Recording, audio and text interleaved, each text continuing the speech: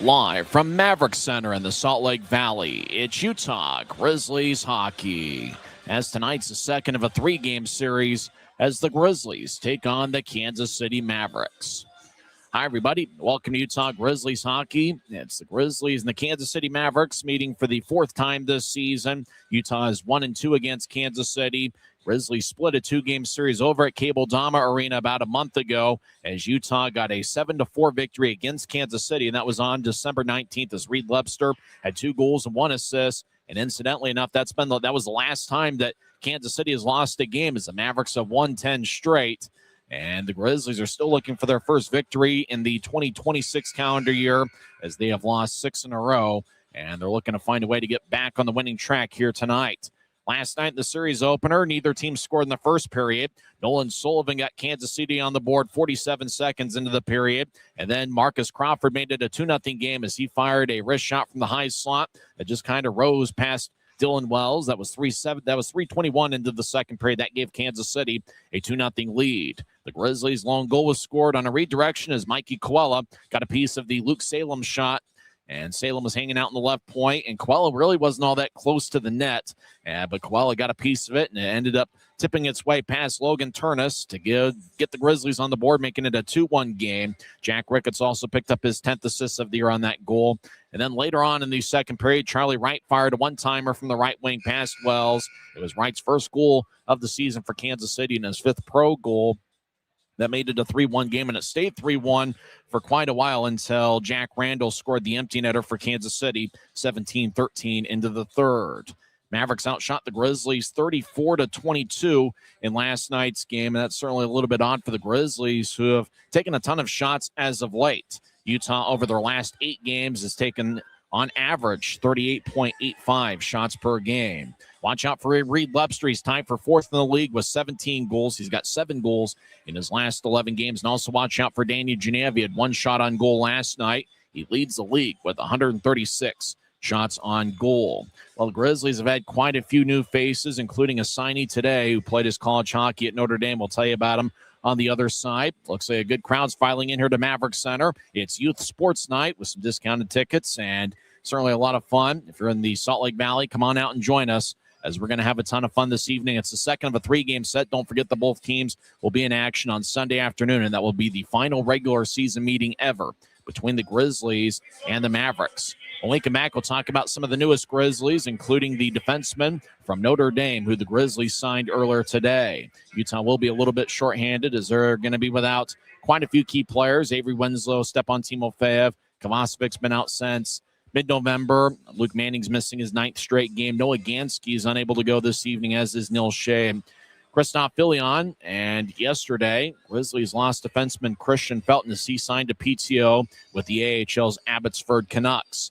So the Grizzlies have been a blue-collar unit so far this season, and they're looking to get back on the winning note as they have lost 6 in a row. They're going to have to do it against a tough Kansas City team. It's the same goaltending matchup as yesterday. Dylan Wells will get the start for Utah. He leads the Grizzlies with 7 victories. Logan Turnus was the number 1 star of the game for Kansas City last night, stopping 21 of 22, and Turnus will be in net. He's got a record of 6-1 on the season. We'll come back and talk about the new faces as we're in business on a Saturday night, and you're listening to the Utah Grizzlies Hockey Network. Grisby commutes to work by riding UTA. It gives him time to make friends and relax before arriving to the Maverik Center. But how can Grisby keep enjoying that feeling throughout the entire day? An idea! Utah Transit Authority, proud sponsors of the Utah Grizzlies. From commercial to recreational truck accessories, Mountain Land Truck Outfitters has got what you need. Flatbeds, spray and bed liners, lifts and leveling kits, wheels and tires. Mountain Land Truck Outfitters proudly uses a brand you know and trust. And with our experienced, knowledgeable, and friendly staff, your visit here will be informative and enjoyable. Stop into our convenient location in Provo at 265 South 100 West or call 801-225-4637 to get a quote for your. Every new day is a chance to be kinder to your body and your mind. U of U Health is here to help you build strength and confidence every day. Let us help you be a better you. U of U Health, official health partner for the Utah Jazz, Utah Hockey Club, Utes Athletics, and the Utah Grizzlies. Take the first step today at uofuhealth.org.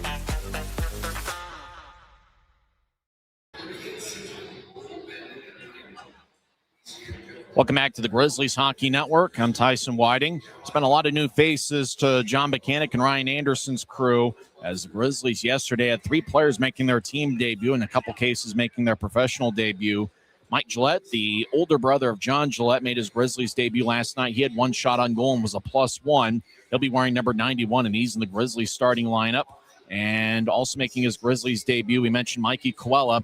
He scored his first pro goal last night, and that was 9:28 into the second period. Coella had an impressive college career as he had 37 goals in 5 college seasons. He played 4 years at Northern Michigan University, where he was a teammate with Colby Enns. And then last year, he played at Canisius College, and he appeared in all 37 games for Canisius and had 4 goals.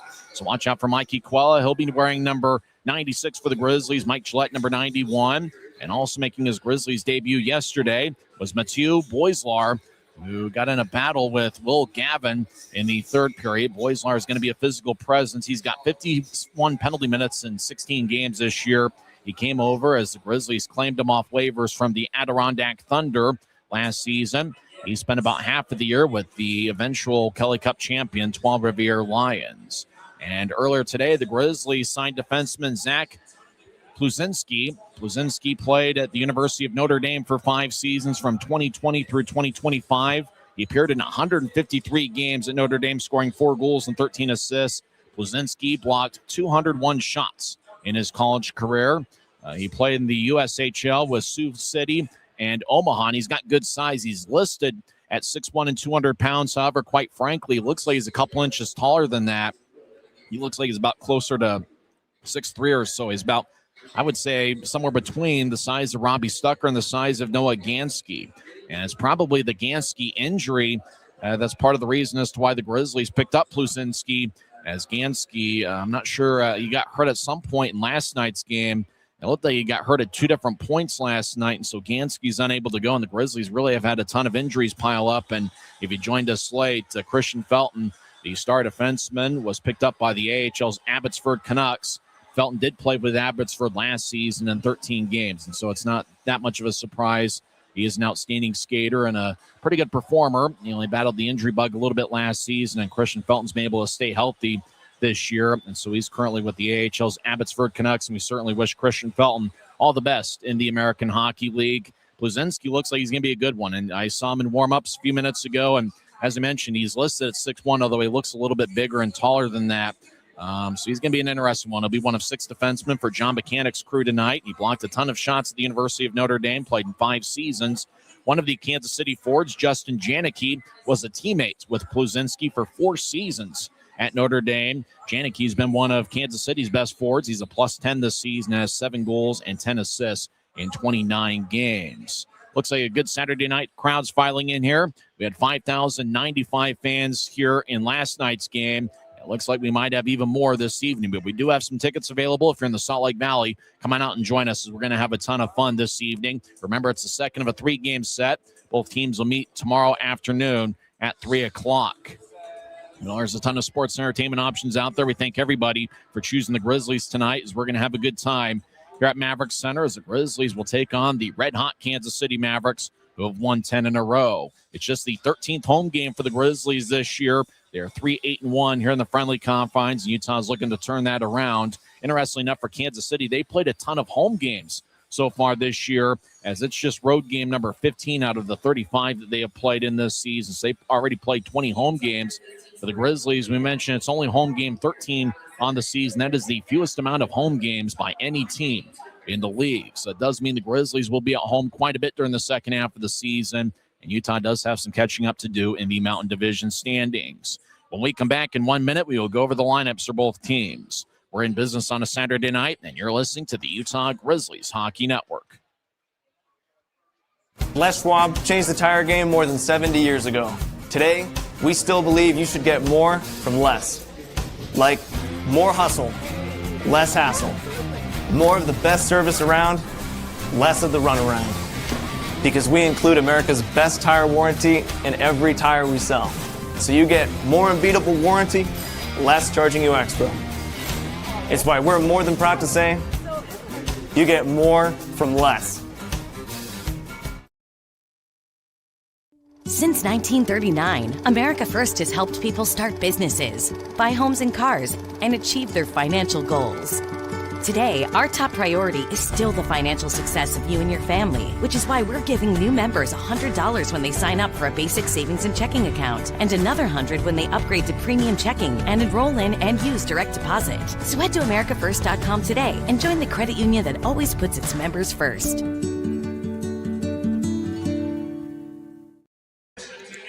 Welcome back to Maverik Center. I'm Tyson Whiting. Face-offs in about 10 minutes from now as we're hanging out at Maverik Center, high top section 114. Let's go over the lineups for both teams. First, for the visiting Kansas City Mavericks, who are led by six-year head coach Tad O'Had.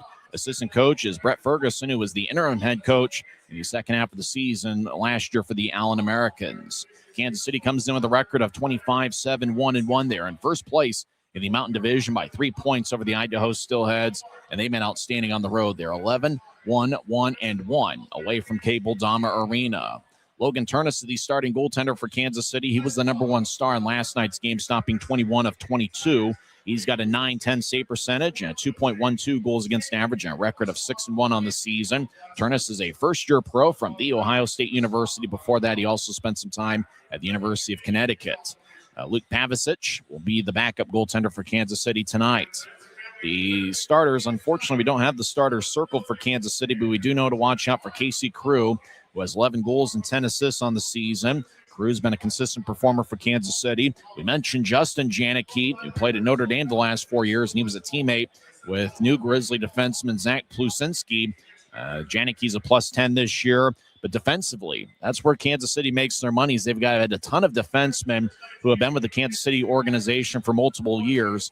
Marcus Crawford was the 2022 All-Star Classic MVP in this league, and Crawford's been unbelievable. He's the top candidate for the league's MVP award, as Crawford is second in the league in points with 39 this season. He leads the league with 32 assists, and he also leads the league with a plus 35 rating. Crawford is 5'11" and 200 pounds. He scored what turned out to be the game winner 2.5 minutes into the second period last night. Zach Ewens is a plus 21 this season. He's one of Kansas City's most dependable defensemen. Jake McLaughlin's been with Kansas City for many years. Charlie Wright has split time with Kansas City in the AHL's Coachella Valley Firebirds. Nolan Sullivan seems to give the Grizzlies fits over the years. He has 6 goals and 14 assists in 34 games. You also got to watch out for David Cotton. He's got 11 goals in 32 games. But their leading goal scorer among active players is Jackson Judding, who's been one of the best rookies in the league. Judding and Danny Genev are pretty close neck and neck in the rookie race. And Judding did have 1 assist last night, so Judding does lead all league rookies with 29 points, and Danny Genev is tied for second with 28 points on the season. Genev for the Grizzlies has 12 goals and 16 assists. So those are some of the guys to watch out for Kansas City, and you can't forget about Jack Randall, who has 12 goals and 11 assists. You can really go on and on with just about everybody in the Kansas City lineup, and that depth up and down the lineup is a big part as to why the Mavericks have had a lot of success this season. Really, with the affiliation with the Seattle Kraken, Kansas City's had a ton of success. After all, since the start of the 2023-24 season, Kansas City has a record of 128-69-4. They've been one of the league's best teams. They're a favorite and certainly are a contender to win the Western Conference this season. So the Grizzlies have their work cut out for them. Let's go over the lineup for the homestanding Grizzlies, who are led by first-year head coach John Buchanan, and the assistant coaches are Ryan Anderson and Jack Skilley. My favorite song's playing right now. Everybody wants to rule the world, and the Grizzlies want to rule the day here on this Saturday night. Getting the start in net will be Dylan Wells, who's got an AHL contract with the Tucson Roadrunners. Wells in 20 games this season has a record of 7-11-2. He has 1 shutout, which came on October 24th in his Grizzlies road debut against the Idaho Steelheads. He has an .877 save percentage. Wells is one of those goaltenders. He can get hot at a blink of an eye. So watch out for Dylan Wells tonight. The backup goaltender is Dominic Bassey. Kyle Kaiser is currently up in the American Hockey League, and Kaiser in 4 games of Colorado has been absolutely outstanding. He's only allowed 4 goals in 4 games for the Eagles this season. So we're waiting for the Grizzlies to hit the ice. We do know the starting defensive pairing for John Buchanan's crew is going to be Robbie Stucker, who has 2 goals and 10 assists in 29 games this season. He started the year with the Reading Royals, was acquired in a trade in early December for Ty Voigt, and Stucker's been dependable. He has 7 points, 1 goal and 6 assists in his last 11 games. And Luke Salem, he has an assist in 3 of his last 4 games. He'll be in the starting lineup with Stucker. He has 1 goal and 8 assists in 31 games this season. So Stucker and Salem are the starting defensive pairing. We will also see Colby Enns, who's a +3 this season. He'll be paired up with Aiden Hansen-Mukata, who's been an assist machine just like he was in his college days at RIT and Ohio State, as Aiden Hansen-Mukata leads the Grizzlies with 17 assists, and that ranks 4th among all league rookies. Watch out for AHB on Utah's power play, as 8 power play assists this season. So we'll see a lot of Enns and Hansen-Mukata playing together. The newest Grizzly, Zach Pluzinski, the first-year pro out of the University of Notre Dame, he's making his professional debut. He blocked 201 shots in his college career at Notre Dame. He'll be wearing number 44, listed at 6'1" and 200 pounds, although he looks like he's a little bit closer to 6'3" than 6'1". And so he'll be in the lineup for the Grizzlies, and he'll be paired up a lot with Matu Boislar, who is in his second game as a Grizzly. He was claimed off waivers this past Sunday from the Adirondack Thunder. So that's the 6 defensemen for the Grizzlies tonight, with Stucker and Salem getting the start. We'll also see a lot of Enns, Hansen-Mukata, Boislar, and Pluzinski making his pro debut. The starting forwards for the Grizzlies include Sean Kennedy, who's making his 5th appearance, and that makes him postseason eligible. He has 4 shots on goal in 4 games. So watch out for Kennedy, 6 feet and 190 pounds. He is actually my pick to click. Everyone make your pick to click, as he's going to be the player of the game for the Grizzlies tonight. I am going with Sean Kennedy. And in the lineup with Kennedy is the Gillette brothers, John and Mike. John Gillette, the 24-year-old out of Holy Cross, first-year pro, has 6 goals and 5 assists in 34 games. His brother Mike, he's making his second appearance as a Grizzly. And Gillette, Mike, that is a +1. He had 1 shot in last night's game. Mike Gillette's a little bit bigger than his brother John. Mike goes 6'2" and 209 pounds. John Gillette is 5'11" and 195 pounds. They are both from Middletown, New Jersey, which is about an hour drive from Trenton. Grizzlies are in a professional green jersey with white numbers, white trim, and a little bit of black mixed in the top of the jersey and towards the sleeves. Grisby's waving the flag at center ice. Grisby's wearing a white jersey this evening, as Grisby is spotlighted at center ice. We mentioned the starting forwards, Kennedy, Gillette, and Gillette. You'll also see quite a bit of the captain, Tyler Gratton, as well as Jack Ricketts, who had 1 assist last night. Danny Genev, can't forget about him, and Reed Webster leads the Grizzlies with 17 goals. Let's get the starting lineups for the Grizzlies from public address announcer Mark Larson. Also got to watch out for Evan Friesen. He had some great scoring chances last night. And Riley Connors, he's had a bunch of good chances here over the last 4 games. Let's get the lineup for the Grizzlies. Stucker!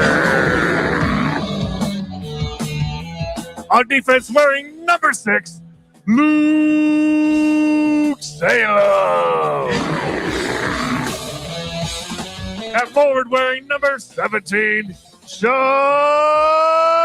Kennedy. At forward, wearing number 24, John Gillette. At forward, wearing number 91, Mike Gillette. And protecting our goal tonight, wearing number 32, Dylan Wells. That's got to be a pretty cool moment for the Gillette family, as John and Mike Gillette are both in the Grizzlies starting lineup.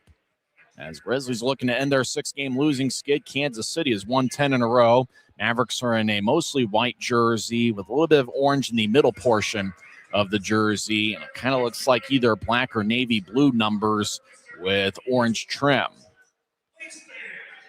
It looks like we got a good Saturday night crowd. We had just over 5,000 in last night's game, pretty close to 5,100. It looks like we'll have an even bigger crowd. A little bit of a late arriving crowd on this Saturday night. It's the second of a Utah Pro Hockey doubleheader, as the Utah Mammoth got a 6-3 victory behind 2 goals and 2 assists from Nate Schmidt, as they beat the Kansas City Mavericks NHL affiliate, the Seattle Kraken. Taylorsville High School, JROTC, is presenting the colors here at Maverik Center. And we'll have our national anthem.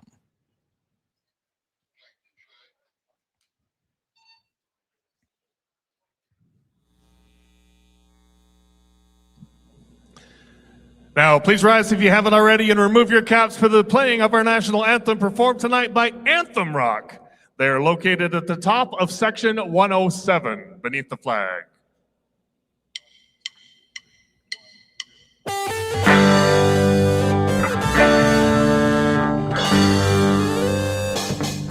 Oh, say, can you see by the dawn's early light what so proudly we hailed at the twilight's last gleam?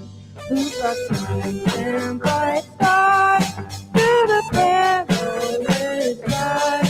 For the ramparts we watched were so gallantly streaming, and the rockets answered, the bomb bursting in air, gave proof through the night that our flag was still there. Oh, say does that star-spangled banner yet wave o'er the land of the free and the home of the brave?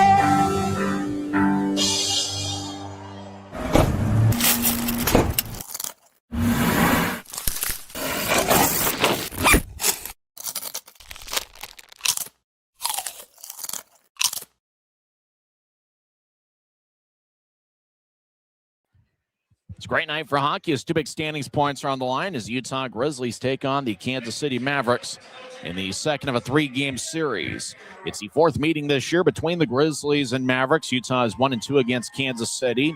Grizzlies were outstanding. One of the best team performances they had all year was December 19th when Utah defeated Kansas City 7-4. Incidentally enough, that was the last time Kansas City lost. We have the same goaltending matchup tonight as we had yesterday. Dylan Wells saved 30 of 33 last night, and he'll get the start for Utah wearing number 32. It's his 21st appearance this season. And for Kansas City, it's Logan Turnus in net. He's got a record of 6-1. Jack LaFontaine's played a ton of games for Kansas City this year, but he's currently up with the AHL's Coachella Valley Firebirds. The Gillette brothers, Mike and John, are in the starting lineup along with Sean Kennedy. The Gillette brothers are just the second pair of brothers in Grizzlies history to be teammates. Paul and Tim Crowder were teammates on the Grizzlies during the 2010-2011 season. John Gillette will take the draw against Jackson Berezowski, who's out there with Casey Carew, a defensive pairing of Drake Bergeron and Charlie Wright, also in the starting lineup for Kansas City's David Cotton as the Mavericks win the draw. Grizzlies skate from right to left as we see it from high top section 114. Fans still filing in here as Stucker takes one knee at center ice trying to play the puck. It goes to KC Carew off his stick. Luke Salem gets it head towards Mike Gillette, who races along the left wing. Now he veers off to his right high slot. Righty shot is blocked by Drake Bergeron's stick. As a scrum over towards the left corner, back towards John Gillette. His shot is blocked by Hudson Wilson. Wilson, a 6'2 defenseman, rink-wide feed angle right, goes tape to Carew. Carew gets it tapped away by Salem as the Mavericks re-enter from the right side. As Justin Janicki, the Notre Dame product, he collides with Luke Salem. Janicki was a teammate at Notre Dame for 4 seasons with Zach Plzezinski.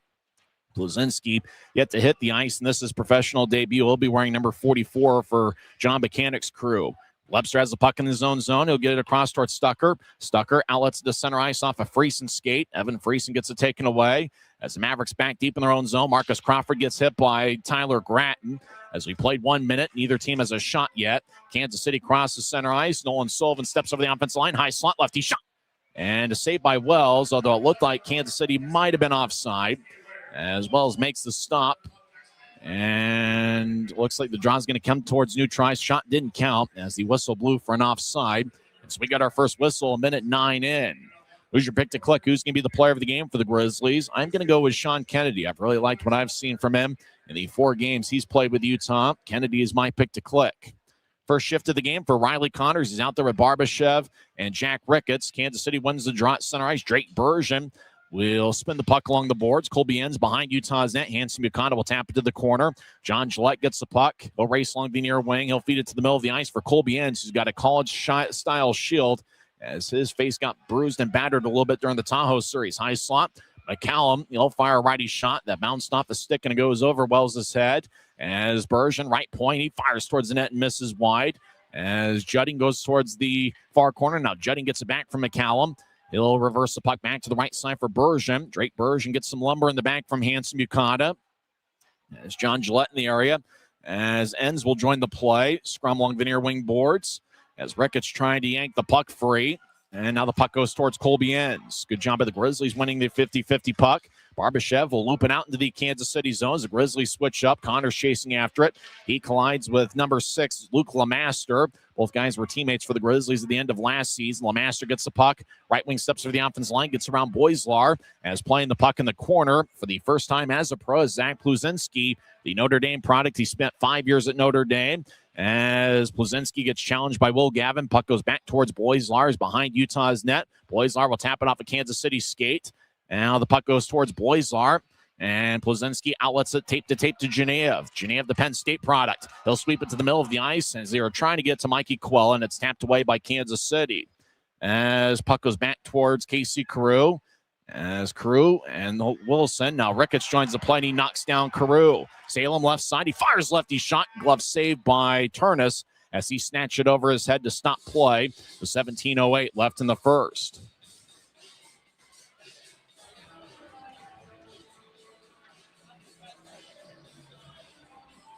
So we're just getting underway. Fans still filing in here. Grab some chips and dip in a beverage of your choice and enjoy part of Saturday with us.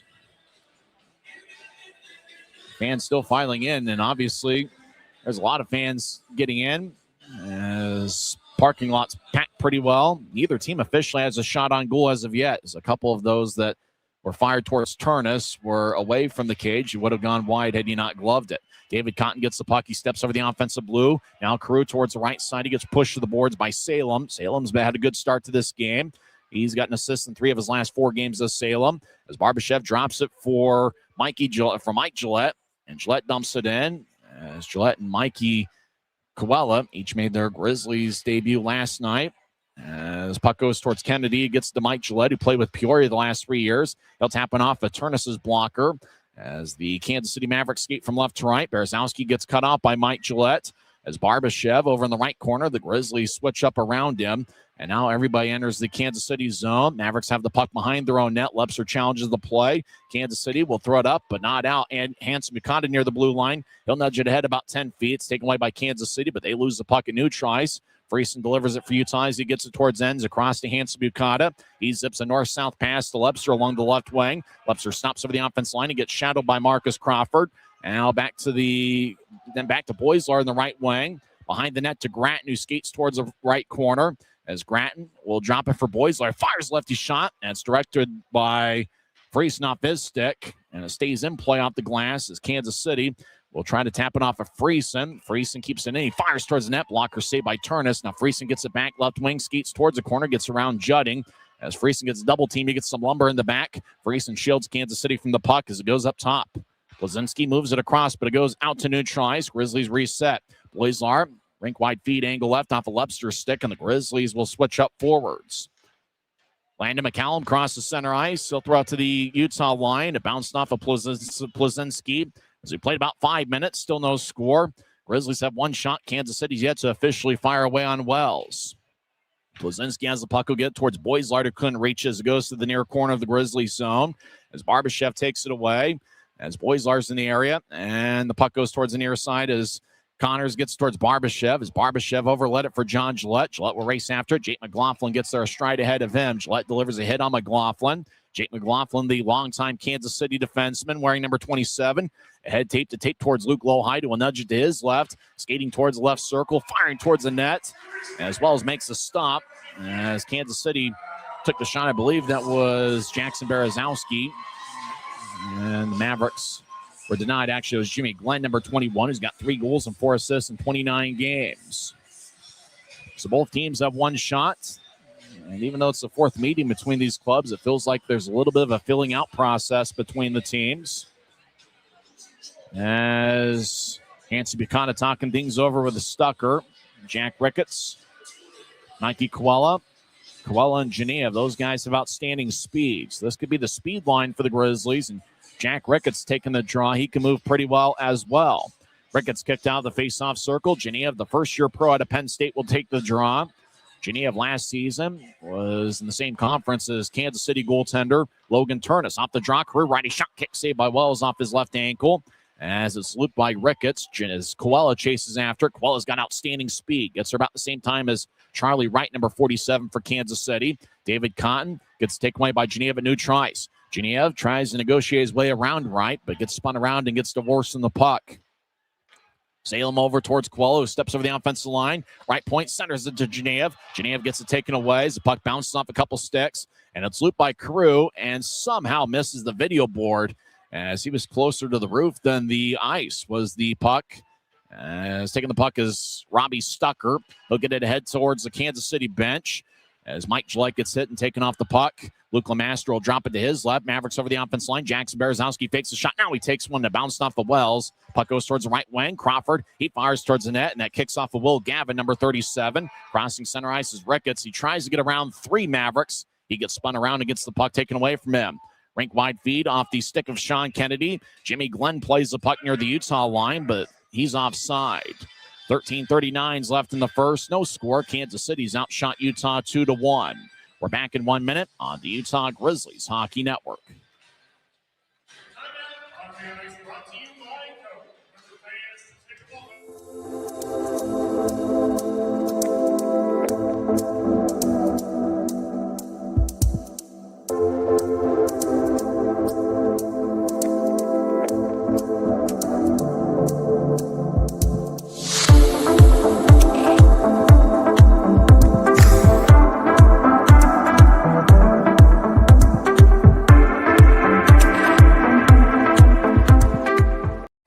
Grisby commutes to work by riding UTA. It gives him time to make friends and relax before arriving to the Maverik Center. But how can Grisby keep enjoying that feeling throughout the entire day? An idea! Utah Transit Authority, proud sponsors of the Utah Grizzlies. Pretty evenly played first segment as there's 13:39 left in the first period. Still no score. Kansas City's taking 2 shots. Grizzlies have taken 1. Draws a new try near the Kansas City bench. Far Dondas. Riley Connors will take. He's out there with Sean Kennedy and Mike Gillette. Grizzlies are rolling with 11 forwards and 6 defensemen tonight, as Grizzlies have had a plethora of injuries over the last couple weeks. Kansas City wins the draw. Skating around his net is Marcus Crawford, who leads the league with 32 assists. Gets it head towards Luke Lemaster, who didn't get a piece of it, and icing is on Kansas City as Lemaster is battling with Sean Kennedy. Luke Lemaster, the lone former Grizzly on the current Kansas City club. Lemaster started the year playing in one of the 3 games in the opening weekend of the season. He had 1 assist. Lemaster had 1 goal and 2 assists in 16 games with the Grizzlies last season. One of the biggest crowds so far this regular season, as there's no doubt that hockey is the fastest growing sport in the state of Utah by miles. Utah is looking to sweep the 2-game Kraken organization series here, as off the draw, righty shot, and that's blocked away. It was taken by Pluzinski, the newest Grizzly who played his college hockey at Notre Dame. Out to center ice, Jimmy Glenn couldn't reach it, but no icing as Glenn might have gotten a piece of it. Boislar and Glenn. Glenn delivers a big hit on Boislar. Matus, Boislar gets it over towards Kennedy. Kennedy spins it to center ice off a couple sticks and rolls deep into the Kansas City zone. Grizzlies will reshuffle the deck and get a fresh 5-man unit on the ice. McCallum over the right side tries to split a double team, and it's tapped away by Robbie Stucker. Stucker wearing number 4, second stint with the Grizzlies. As Reed Lepser gets towards Stucker at the middle of the ice. Back to Lepser in the left wing. Lepser dangles back and forth, dumps it in, tries to get around Drake Bergeron. Now the puck goes back towards Jack Randall, who scored an empty netter last night. As Lepser skates near him. Now the Grizzlies get it back deep behind Kansas City's net. Mavericks towards the far corner in a white jersey with a little bit of orange and navy blue mixed in. Kansas City towards the far side, dangling back and forth is low height. He'll feed it to his right off of the boards looking for Randall. And the puck goes all the way down as the linesman said Randall didn't get a piece of it. Icing on Kansas City with 12:21 left in the first. It's game 35 of the regular season for both the Grizzlies and Mavericks.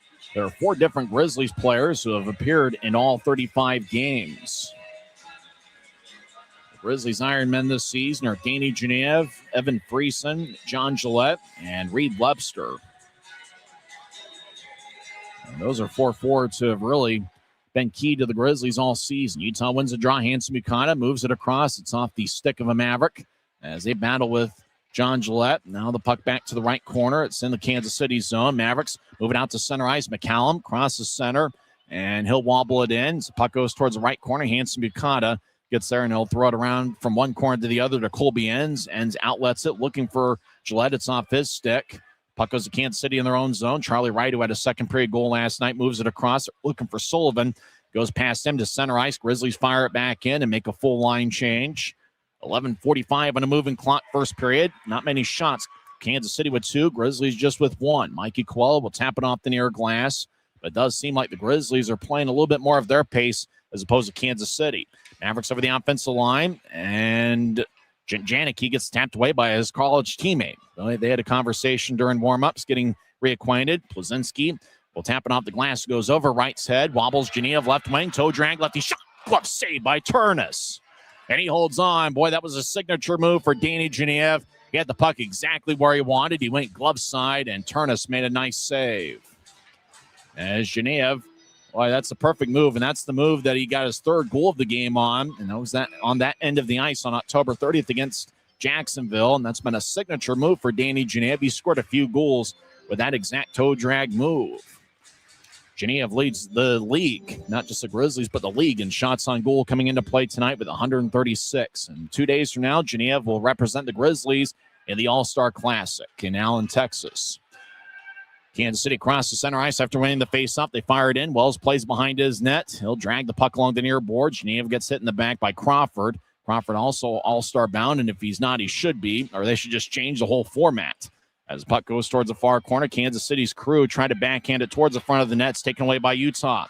A speedy line, but Corolla comes off the ice as Ricketts gets double-teamed as 2 Mavericks skate towards the near corner as puck goes back up top. Stucker in the high slot. He'll fire a righty shot and bounced off a Turnus. Mike Gillette trying to move it out towards Ricketts. Too many Mavericks bodies and sticks in the way as Kansas City will drag the puck out to center ice. Zach Ewens at center ice will fire a wrist shot. And helicopters to Wells, who makes a shoulder-high save. And he holds on as play stops with 10:28 left in the first. So faceoff's going to be in the Grizzlies zone. Boy, both teams have put together a pretty good effort here in the first 9.5 minutes. Kansas City, on average, has outshot opponents by 8.5 per game. Draws over to the far side. John Gillette will take it for Utah. He's out there with his brother Mike. Here, the Gillette family has made the pilgrimage out to the Salt Lake Valley, and they're certainly thrilled. Both of them are in the starting lineup. Off the draw, McCallum, high slot, and that one goes over the crossbar wide. Now a scrum behind Wells' left shoulder. As Robbie Stucker, puck slides towards the far corner. Stucker gets it ahead. Bouncing puck at center ice as Friesen, he shielded McCallum from the puck, but the puck ended up going to Kansas City. Bergen at center ice gets around John Gillette. Gillette holds his ground, and Gillette will throw it in as Grizzlies will switch things up. As Gillette stays on the ice, and now he'll come off for a change. Grizzlies keeping their shifts pretty short here so far as Tyler Gratton, the Grizzlies captain, he gets pushed to the near boards by Drake Bergen. We have 2 referees tonight as opposed to 1, as Harrison O'Prey and Dylan Sater are the referees. As Evan Friesen skates around Kansas City's net towards the far side. He gets taken off the puck by Jimmy Glenn. Puck hit the opposite center ice and towards the Utah blue line, where it's run down by Hanson Bukata. AHB will move it to the right side for Friesen, and Friesen wobbles it in along the far wing boards. Turnus cuts it off. He's wearing number 35. Play starting to get physical here at Maverik Center as Luke Lemaster strides along the right wing, steps over the offense line, gets to Glenn, who gets pushed by Plazinski as Gavin collides with Evan Friesen. As behind the net, Bloislar throws the Maverick towards the boards.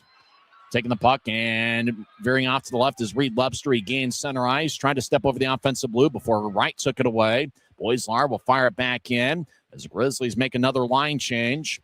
Just under 9 minutes left in the first period. Still no score. Mavericks have outshot the Grizzlies 3-2. Icing on Kansas City as they try to get it towards center ice for Lemaster. He went past him all the way down deep in the Grizzlies zone.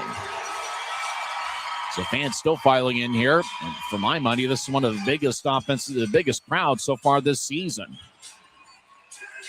Second of a 3-game set. Don't forget to join us tomorrow afternoon at 3 p.m. Grizzlies will be on the road next week in a 3-game baseball-style weekend series, Friday and Saturday night games, and Sunday late afternoon against Rapid City. As Mavericks will tap it off the far glass, we're going to get icing. You bet. Icing on Kansas City with 8:48 left in the first.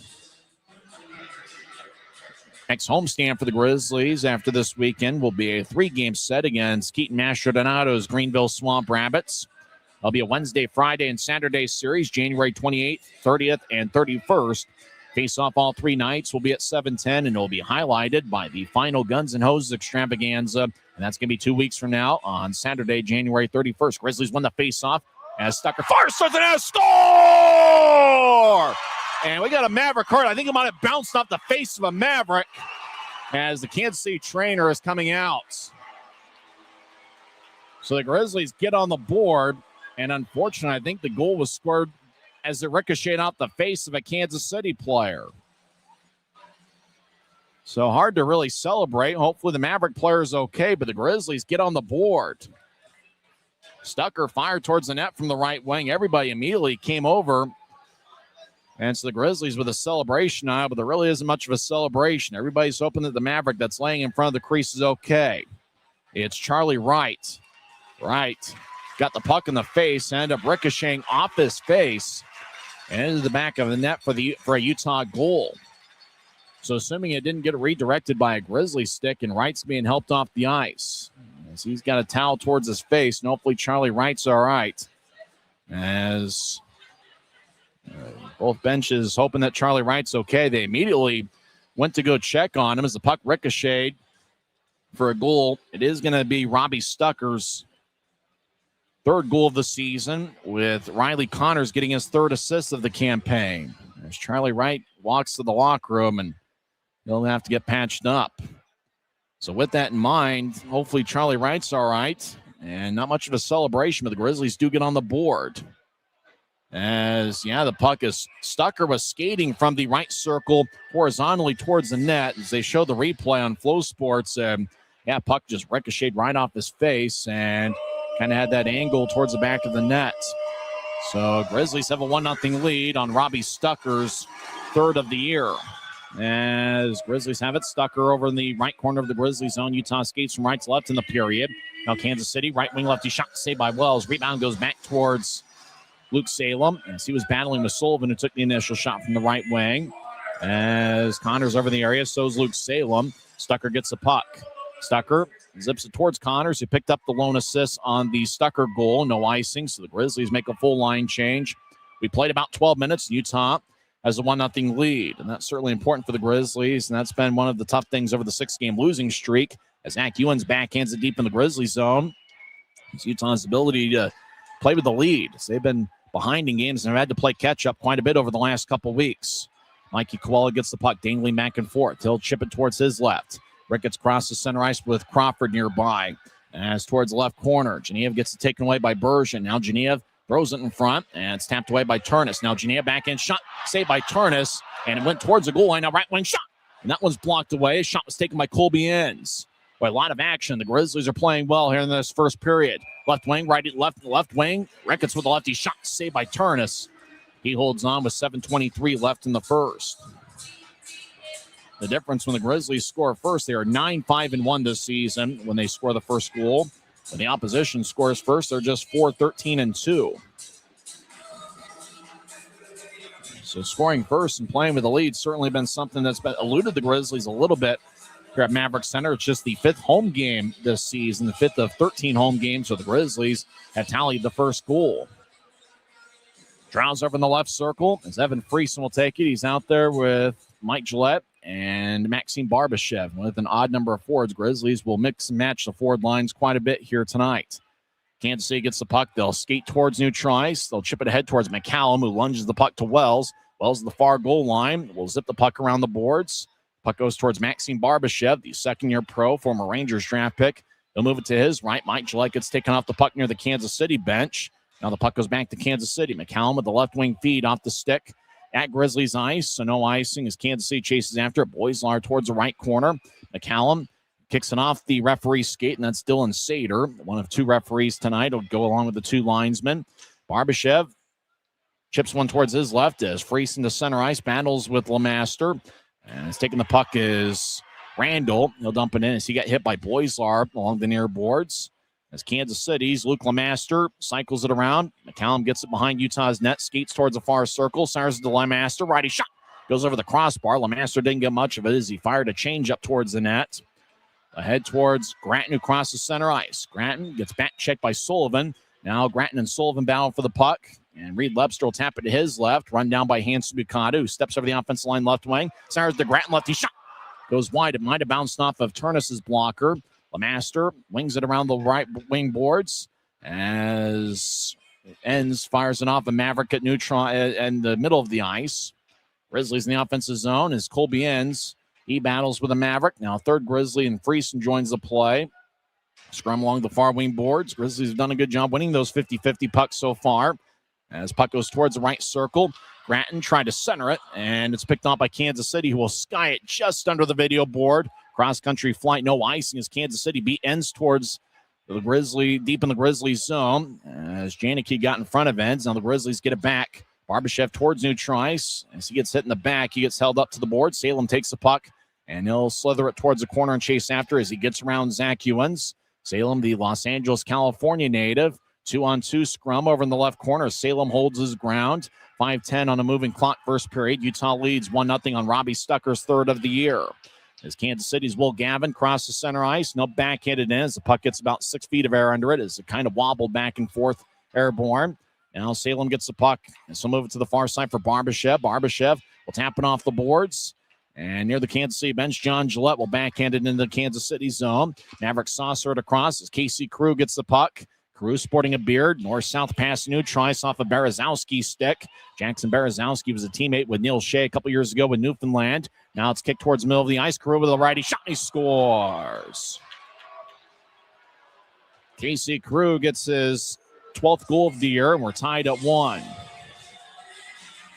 As the puck kicked off a skate towards the middle of the ice, Crew got it, and it was just a quick-looking wrist shot past Wells.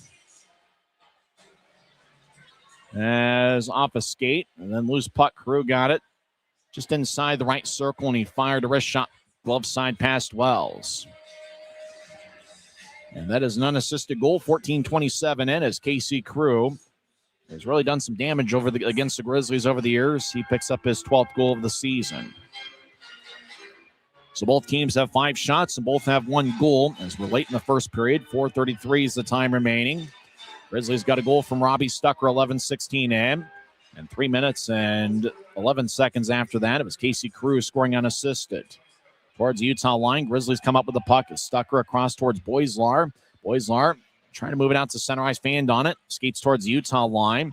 As Ricketts gets tripped up, we've been skating 5-on-5 this whole time. Now it's looped towards center ice, gloved and dropped by Genev. He skates down the middle of the ice, steps over the offense line, veers over to his right. But Coella jumped into the offensive zone before Genev came in with the puck. Offside of the Grizzlies with 4:10 left in the first. We're tied at 1 in what's been a very entertaining first period. This is the Utah Grizzlies Hockey Network.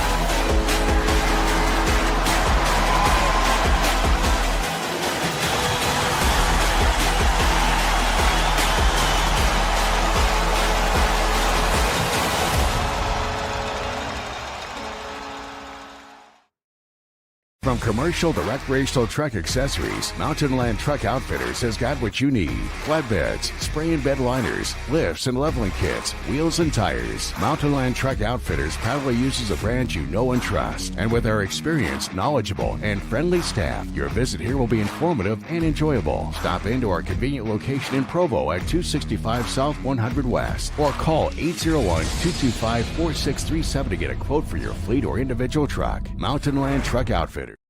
Now we've had some fun early on as there's 4 minutes and 10 seconds left in the first period. Grizzlies and Mavericks are tied at 1. Robbie Stucker scored 11-16 in as he bounced the puck, unfortunately, off of Charlie Wright's base. And then puck just kind of had a mind of its own getting past Turnus. Hopefully Charlie Wright's okay as he had to be helped off the ice. And Kansas City answered. About 3 minutes later, Casey Cruz scored 14-27 in. Janicki dumps in. He tries to get around Colby Enns. Enns, a Northern Michigan product. He played there 4 years, played at a different spot, Merrimack, last season. Over to the left point, Kansas City lefty shot and is blocked about 20 feet in front of Wells. Hippity opposite to Geneev's stick. Genev to the middle of the ice looking for Ricketts. Goes back to Genev. He'll tap it to Ricketts. Ricketts feeds it to the left side. Coelho with a lefty shot that goes wide. He missed the net stick side on Turnus. He didn't have much of a shooting angle. Now right point, lefty shots helicoptered wide. That shot was taken by Luke Salem, who has an assist in 3 of his last 4 games. Ricketts gets held up to the boards. 2-on-2 scrum as Turnus looks over his right shoulder. Now the Grizzlies will slide it towards the corner. Utah skating from right to left in the period. So over to the right corner, which is the far side. Coelho gets knocked down. We haven't had a single penalty so far as we've been skating 5-on-5 this whole time. Not many penalties in last night's game. Grizzlies only averaging about 3 penalty kills per game this season. As Mavericks still deep in their own zone, patient with their approach. Over to the right wing for Berezowski. He'll nudge it towards his left. At center ice, Cotton dumps it into the right corner. Cotton and Salem both collide off the boards as Kansas City will drop it behind Wells' net. Stucker accepts the puck as he gets taken away by Berezowski. He's been a pro for a few years now. Berezowski to the middle of the ice for Cotton. It's off his stick. Grizzlies will loop it ahead out to center ice. It ricochets off the near wing boards. Kennedy off his stick. Carew fires it across. Berezowski lets it go as he was coming off the ice for a change. And Lemaster dumps it in around the boards. Carew back behind the net as Cotton gets hit in the back by Riley Connors. Salem sporting a mustache. He was sporting a beard last week, trimmed it to a mustache this week. As the puck slides along the near wing boards, loose puck. Kennedy gets there about the same time as Judding. Judding, 29 points. He fires lefty shot that's blocked by Connors. Judding, 29 points to lead all league rookies. He gets taken away along the near wing boards for Kennedy. And Kennedy will dump it in towards the Kansas City line. Grizzlies fit in a line change. McCallum drops for Wilson. Wilson right side. He gets around towards the right goal line. He'll fire towards the net. Saved by Wells. And he holds on as there's now 1:59 left in the first. But Grizzlies trying to fit in a line change. Kansas City tried to enter as Kennedy with a pretty good dump. He just got it towards the Kansas City line. And then the Mavericks entered from the right wing. One of the things Kansas City does a good job of is getting into the transition game, utilizing their speed. They're one of the quicker teams in the Mountain Division, and they're certainly quick with making decisions with the puck. That's a big part as to why they've had so much success over the last 2.5 years. Draws in the right circle. So we've had a ton of fun. A lot of good action here so far, even though there's not been a ton of shots. Kansas City 6 shots, the Grizzlies 5. Off the draw, Boislar gets it, and he ices it all the way down. A lot of times you'll see a defense's own face-off. The guy will win the face-off, and he'll just try to loop it ahead deep into the other opposing team's zone, and you hope that a guy along the wing wins a foot race, negates the icing, and all of a sudden you're in the offensive zone. So the Grizzlies a couple years ago actually scored a goal in that particular play where you get the puck in your own zone, just kind of sky it, have your fastest guy run down there and win the foot race, cut off the icing, and over the left wing, lefty shot, glove saved by Wells. That shot was taken by Zach Ewens, who's had a strong season. He's a 6'2", 201-pound defenseman who's a plus 21 this season. So Dylan Wells has now saved 6 of 7. Minute 47's left in the first period. Drawn is going to be in the far circle. Of course, the Grizzlies, about 4 or 5 years ago, they had the fastest team in the league, or pretty close to it. So they were able to utilize their speed. Friesen will take the draw against Judding. The puck goes towards the far wing boards, and 2-on-2 scrum ensues. Now 4 Grizzlies over there. Colby Enns cuts off the pursuit of a Maverick. Kansas City feeds it out in front. Taps off a Grizzlies skate. Gratton will skate around Wells' net, and he'll roll it towards the far wing boards. Lebster will ice it. Arm is raised by one linesman. Now the other linesman raises their arm, and one of the referees also raises their arm, icing on Utah with 1:26 left in the first. We mentioned the referees are Harrison O'Prey and Dylan Sater. The linesmen are Craig Peterson and Tyler Keston. Reed Lebster, tied for 4th in the league with 17 goals. He's out on the ice. Lebster has 7 goals in his last 11 games. He was Utah's best scorer, leading scorer during the 2025 calendar year. Draws in the right circle, and it's won by Evan Friesen. I think his parents are in attendance this weekend. Friesen gets the puck down the middle of the ice. He'll slide it towards Gratton. Gratton down the middle of the ice. Lefty shot, and on the back check, Berezowski made sure Gratton couldn't get the shot off. Puck towards the crease. Wells has to play it, so no icing as the puck slid towards the paint. As Hanson Buchanan looks up at the video board, how much time's left in the first period, Mark Larson? Just curious. 1 minute remaining in the first period. Thank you, Mark. Friesen fires towards the net. Right pad saved by Turnus. As Gratton towards the left wing, drops it back to the spot he vacated. Reed Webster around Kansas City's net towards the far corner as he gets held up by Jake McLaughlin, the longtime Maverick. That's part of Kansas City's keys to their success, as Kansas City has had a lot of stability among their blue line. Maverick slides to the middle of the ice. Berezowski will tap it off his stick to center ice. Stucker throws it towards the Kansas City line. Grizzlies want to call for too many on the ice. It bounced off of Berezowski as he was going towards the bench. Kansas City enters from the right wing. Low Height will just slide it to Wells. Wells cuts it off as Low Height got nudged in the back by a Grizzly right after the whistle. Haven't seen too much commotion after the whistle as of yet. Imagine the physical stuff will pick up as the game progresses. As it looked like it bounced off the Maverick. You know, it seems like the referees will be a little bit, they'll give you a couple feet as they're skating. The guy was just walking to the bench, puck tapped off them. Grizzlies bench didn't argue too much, at least not verbally or with any sort of hand signals about that there should have been too many on the ice. Draws going to be over in the right circle of the Grizzlies zone. 22.2 seconds are left in the first period. Face-off won by Utah as Colby ends over to the near corner. He'll slice along the boards to Barbashev. It goes between his legs. Taking the puck is John Gillette, right wing.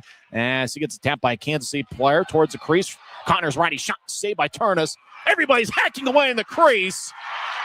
Well, I mentioned there hasn't been too much physical stuff. Well, now there is. Connors, all looked like a Maverick, took his right glove and fired it off of Connor's face. Boy, the puck just chipped in front of the net. Connors kind of fired just in front of the crease off of Turnus. Loose puck. Turnus was able to cover up. And with that, there was about 6 bodies in the crease just jostling for positioning. Good effort by Riley Connors. He's had some close calls over the last handful of games as he continues to look for his 5th goal of the year. Just puck bounced towards Connors. He ricocheted off of Turnus, and then Turnus dove in front to cover up. And then after the whistle, Wilson and Connors got after it. Barbashev held up Janicki. Faceoff's going to be back at neutral ice. 7.8 seconds left in the first. Well, if you're a Grizzly fan, knowing how many good bodies are out with injuries right now, you have to like this first period effort. As Grizzlies have come out firing. Not many shots on either side. Grizzlies have outshot Kansas City 8-7. Mavericks win the draw. They'll just back it out into their own zone and watch time run out. That's 20 good minutes here from Maverik Center. Both teams put together a solid effort. Robbie Stucker got Utah on the board. 11-16 in as he fired away from the right point with Riley Connors getting his 3rd assist of the year. And then puck kicked off the Utah skate towards the middle of the ice. Casey Crew got it. He fired a wrist shot past Wells. 14-27 in. That was unassisted. One of the biggest crowds so far in the regular season here at Maverik Center. And they saw 20 good minutes of hockey. We'll come back and recap the period statistically and also go over some scores from around the world of sports. It's the second of a Utah Pro Hockey doubleheader. The Utah Mammoth got a 6-3 victory over the Kansas City Mavericks NHL affiliate, the Seattle Kraken. We'll come back as fans are heading for the concession stands. Hopefully someone will bring us a hot dog or two, and we'll talk some hockey along the way. After one period, it's the Grizzlies 1 and the Mavericks 1. You're listening to the Utah Grizzlies Hockey Network.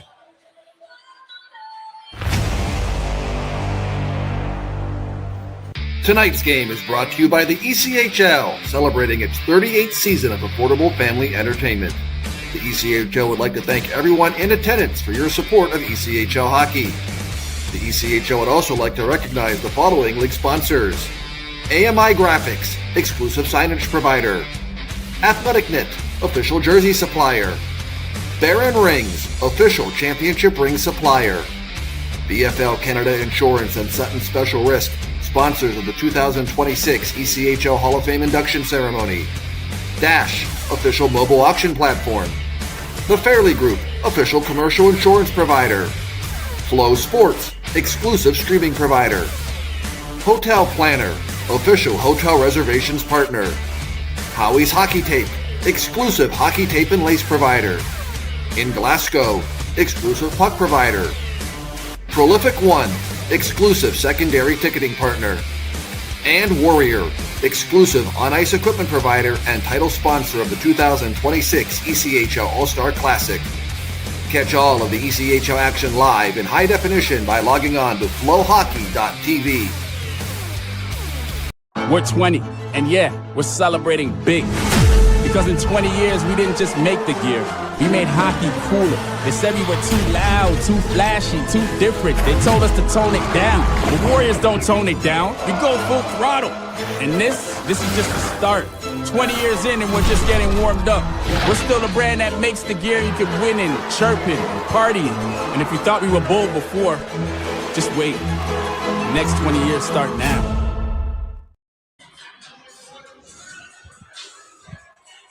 After one period here at Maverik Center, it's Utah Grizzlies 1 and the Kansas City Mavericks 1.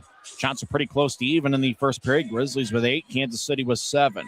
Utah got on the board 11-18 into the first period. Once again, we certainly hope that Charlie Wright's okay, the talented defenseman for Kansas City who spent some time this year in the AHL with Coachella Valley.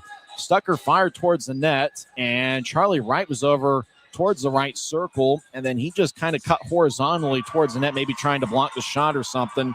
Stucker got a little bit of air under the puck, and it ricocheted off of Wright's face and kind of bounced off his face at kind of an interesting angle and ended up going in for a goal. Utah didn't celebrate, neither did Kansas City. Everybody immediately waved the trainer over, and hopefully Charlie Wright's okay. So it really wasn't much of a celebration after the goal, kind of a quiet crowd in the and then the goal song played at a very low volume. But nevertheless, Grizzlies took a 1-0 lead. Stucker with his third of the year. It was 11-18 in, and Rob and Riley Connors picked up Utah's lone assist. That is his third assist of the season, as Connors started the year in the AHL with the Colorado Eagles and had 2 goals in 9 games. Kansas City got on the board, 14-27 in, as Casey Carew just got the puck in the middle of the ice. And if you're watching on Flow Sports, there was the replay of the goal. And, hopefully Charlie Wright's okay. It did look like he was able to skate off under his own power, holding a towel to his face. And Kansas City got on the board.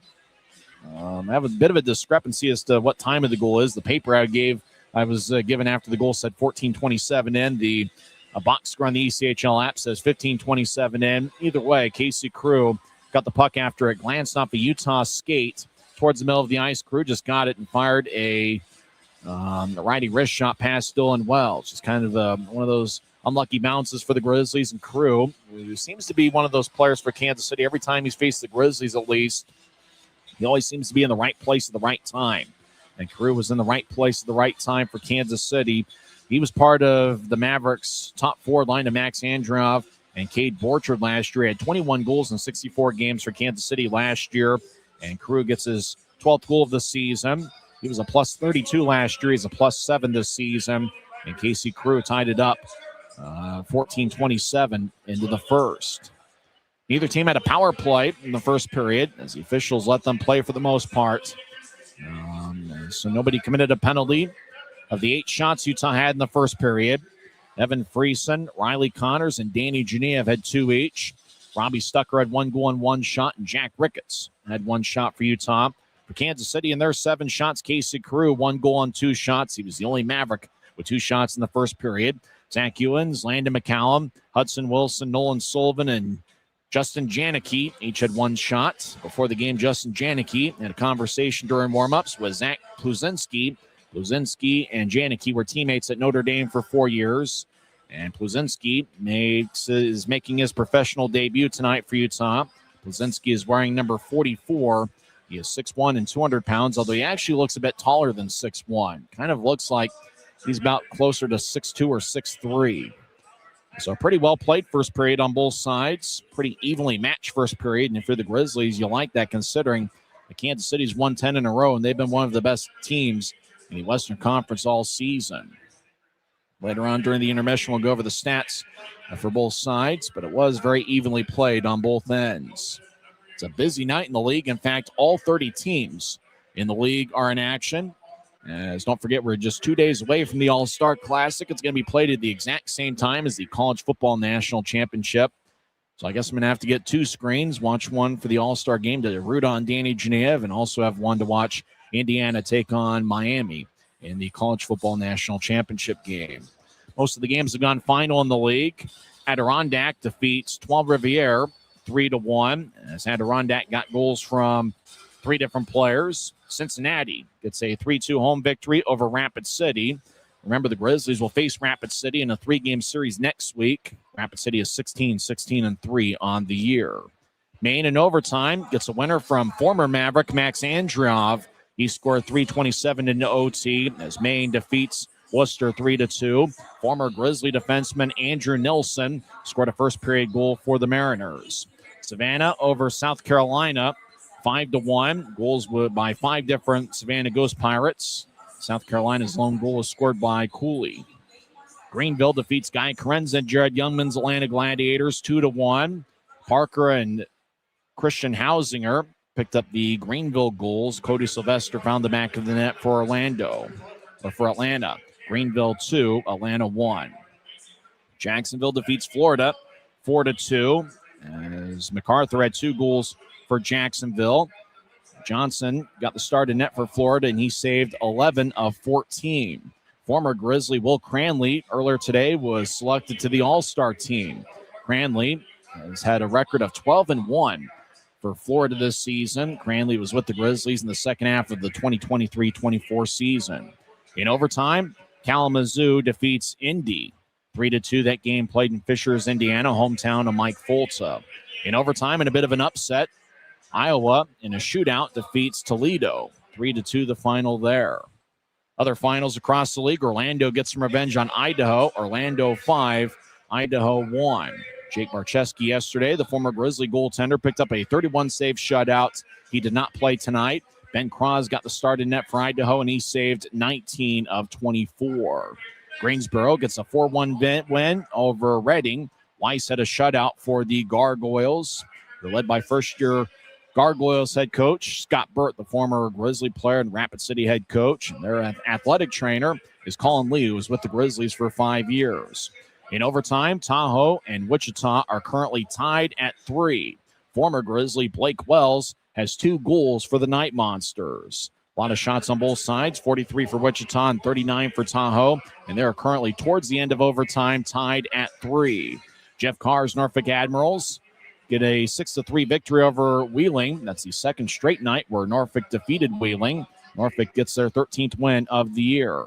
Late third period, Fort Wayne is clinging to a 3-2 lead over Bloomington. No former Grizzlies with goals there. Former Rapid City forward Alex Aliardi had a first period goal for Fort Wayne. After 2 periods over at BOK Center, Allen and Tulsa are tied at 1. So that's the action across the league. When we come back, we'll check in on NHL scores, including the Utah Mammoths' victory over the Seattle Kraken. After 1 period here at Maverik Center, it's the Grizzlies 1 and the Mavericks 1. This is the Utah Grizzlies Hockey Network.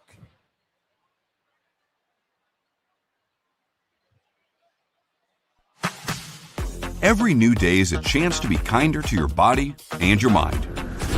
U of U Health is here to help you build strength and confidence every day. Let us help you be a better you. U of U Health, official health partner for the Utah Jazz, Utah Hockey Club, Utes Athletics, and the Utah Grizzlies. Take the first step today at uofuhealth.org.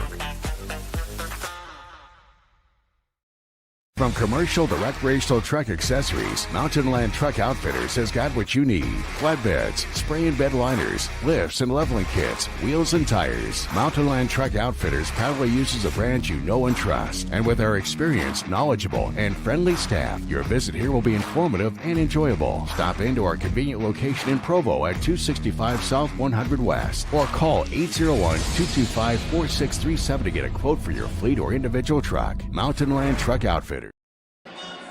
After 1 period here at Maverik Center, Grizzlies and the Mavericks are tied at 1.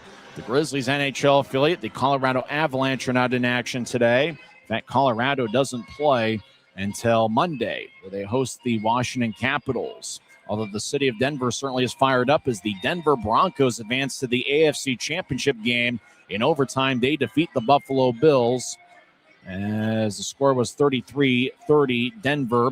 And the Broncos will face either the Houston Texans or the New England Patriots in the AFC Championship game, and the game will be played in Denver, a mile high from sea level. At halftime, the Seahawks lead the 49ers 24-6. That's the NFC Divisional Playoff.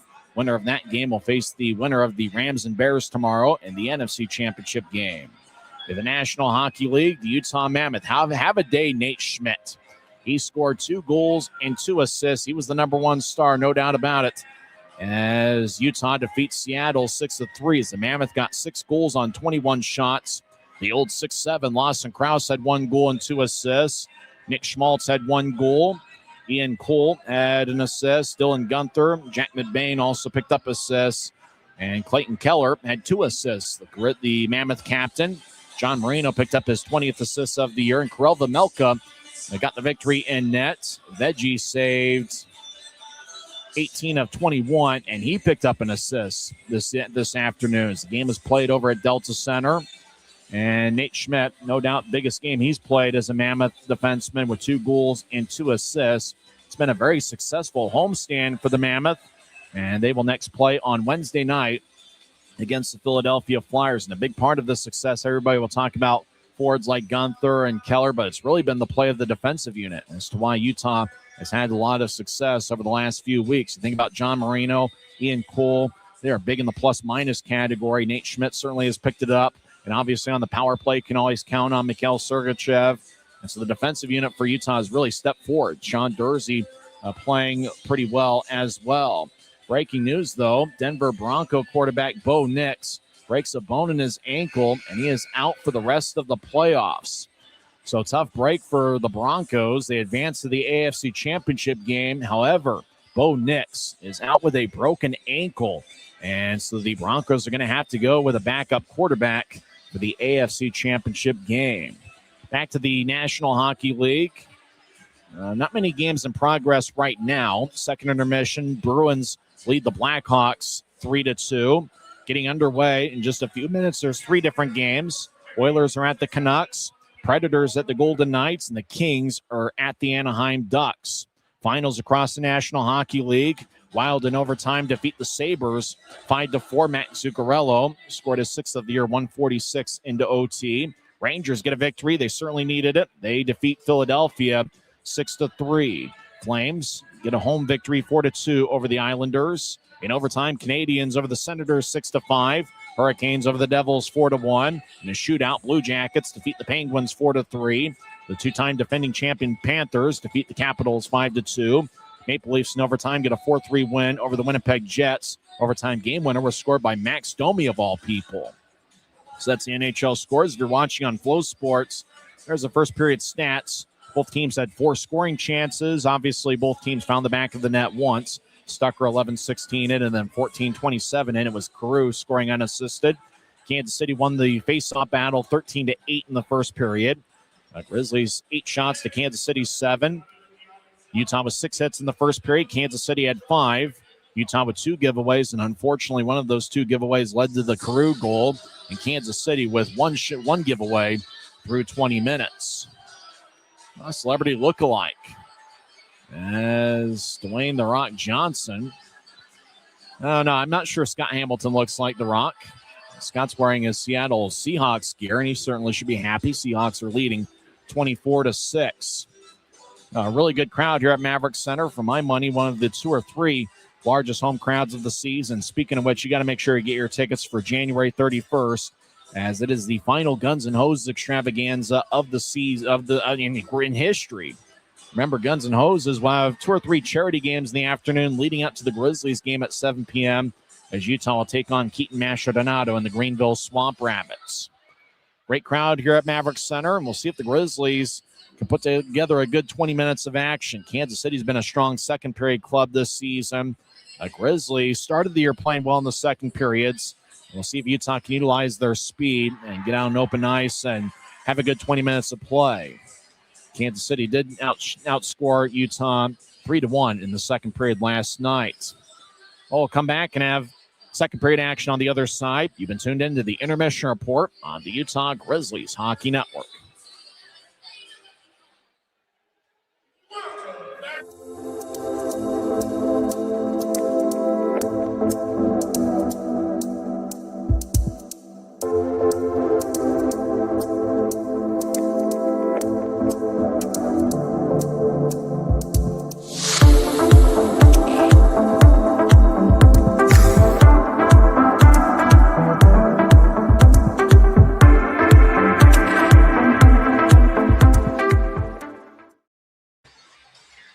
Since 1939, America First has helped people start businesses, buy homes and cars, and achieve their financial goals. Today, our top priority is still the financial success of you and your family, which is why we're giving new members $100 when they sign up for a basic savings and checking account, and another $100 when they upgrade to premium checking and enroll in and use direct deposit. So head to AmericaFirst.com today and join the credit union that always puts its members first.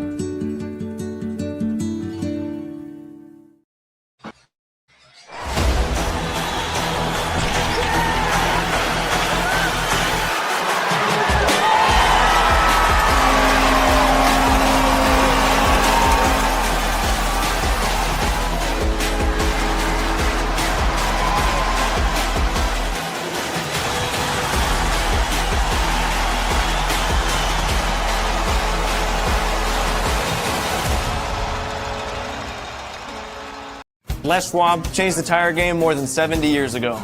Today, we still believe you should get more from less. Like more hustle, less hassle. More of the best service around, less of the runaround. Because we include America's best tire warranty in every tire we sell. So you get more unbeatable warranty, less charging you extra. It's why we're more than proud to say, you get more from less. We're set for second period action. Grizzlies will skate from left to right as we see it from high top section 114 as we're tied at 1. Grizzlies will start the second period with the line of Gratton, Friesen, and Lebster. As the Mavericks fired in, as Luke Lemaster got hit by Tyler Gratton. Evan Friesen at center ice. He collides with Hudson Wilson just outside the Kansas City blue line. As Luke Lemaster will saucer it all the way down for a Kansas City icing. However, icing's waved off. As Robbie Stucker ran it down. Over to center ice for Gratton. He'll drop it off for Friesen. Evan Friesen down the middle of the ice. Dangles back and forth. Fires lefty shot. Saved by Turnus as he just kind of snatched it right under his stomach and holds on as we get our first whistle 30 seconds into the second period. So that's Grizzlies' 9th shot on goal. They're out shooting Kansas City 9-7. Utah has been a high shot volume team as of late, although not necessarily in this series. Grizzlies are averaging 38.85 shots per game. They only had 22 shots against Kansas City last night and only 9 here in just over a period this evening. Marcus Crawford gets in after Kansas City wins the faceoff. They'll helicopter to center ice. It's gloved and dropped by Hanson Bukata. Genev will rainbow it. It's gloved by Turnus just in front of the crease. Turnus will toss as the whistle never blew, even though he had the puck in his glove for about 2 seconds. Mavericks cross center ice. McCallum will wobble into the right corner as the puck skips off the ice. Randall collides with Colby Enns. As Hanson Bukata will nudge it ahead. On the back check, Ricketts gets it taken away. McCallum, right wing. They'll take a righty shot and it goes wide. As Jutting around the boards to Randall at the far goal line. Mavericks skate from right to left in the period. Crawford fires towards net, gets redirected. Bounces off of Wells into the back of the net. And Landon McCallum gives Kansas City a 2-1 lead. Boy, puck had a mind of its own. It ricocheted off the McCallum stick, and Wells tried to find a way to corral the wobbling puck, and it just ricocheted past the goal line before Wells could find a way to recover.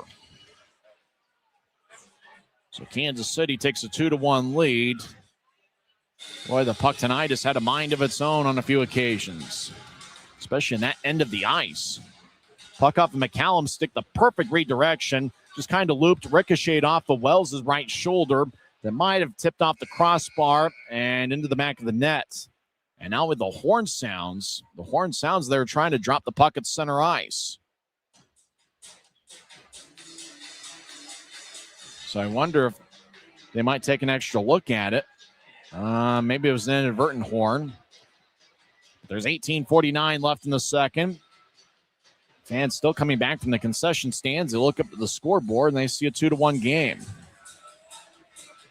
They might reset the clock. As referee Harrison O'Prea's over the scores table. Now linesman Craig Peterson joins. They have a conversation. For the Grizzlies, it's important. Obviously, Kansas City is the type of club with as much firepower as they have. You know they're going to make some plays. You got to respond the next shift. It's kind of like a football coach. They always talk about having a next play mentality. And for the Grizzlies, they just got to have to move on. Draw one by Utah, but it goes between the defensive pairing of Pulzinski. He's out there with Boyar. As Kansas City with the puck. As Lowhite will move it across. Puck to Neutrice. Now Friesen takes it away. Friesen and Lowhite tap sticks. As Kennedy has it off his stick. Kansas City has it back behind their net. As Friesen with a good shoulder check on Jake McLaughlin. Head to Sullivan and races across center ice. Sullivan veers off to the left. He fires lefty shot. Saved by Wells. Rebound. Taps off the stick of Mike Gillette and it goes towards the left corner. Sullivan around Utah's net. Feeds it out in front. And it goes past the Maverick back to the left wing. McLaughlin dancing around. He'll spin the puck about along the boards. Right corner. It's taken by Matu Boislar. And he'll loft it deep into the Kansas City zone. No icing. And the Grizzlies hit the reset button and get 5 fresh skaters on the ice. As Jimmy Glenn with a jump skip trying to get around a Grizzly. And that's Pulzinski. Pulzinski, the former Notre Dame product. Puck goes towards Kansas City. Jake McLaughlin along the near wing. Will loop one from one blue line to the other. Bouncing puck. Randall gets cut off by Salem. Randall nudges Salem in the back. 3 Grizzlies, 3 Mavericks in a scrum. Near Wells' right shoulder. Now centering pass, lefty shot. And a score. Centering pass to Will Gavin. Wells just kind of leaned forward to try to cut off the shooting angle, but it ricocheted off of Wells and into the back of the net. And just like that, it's a 3-1 game, 2.5 minutes into the second period. Well, after Kansas City won the 2-on-2 puck, Glenn skated around Utah's net towards the far side, fed it in front to Gavin. Wells just kind of leaned forward to try to make the stop. It ricocheted off of Wells. Gavin got the loose change and fired it past the goal line. So Will Gavin makes it a 3-1 game. Jack Randall was credited for the Kansas City goal, 108 in. So oddly enough, they didn't give it to McCallum. Puck is skied to the Utah line, and Kansas City scores 2.5 minutes in, as it appears to be Will Gavin getting his second of the year. So it's now a 3-1 Kansas City lead.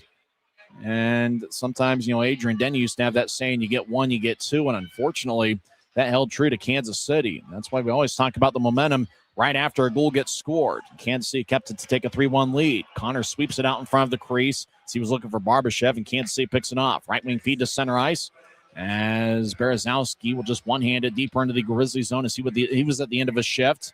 Connors ahead towards Gillette. John, that is. He gets the stick lifted. Puck goes deep into the Kansas City zone. Marcus Crawford skates in front of his goaltender horizontally towards the far side. He'll drop it to Judding. Judding bounces it back towards Crawford. He gets it off the right corner boards in the Grizzly zone. He'll feed it up top to McCallum, who directs it to Ewens. Ewens high slot. His shot's blocked by Gratton.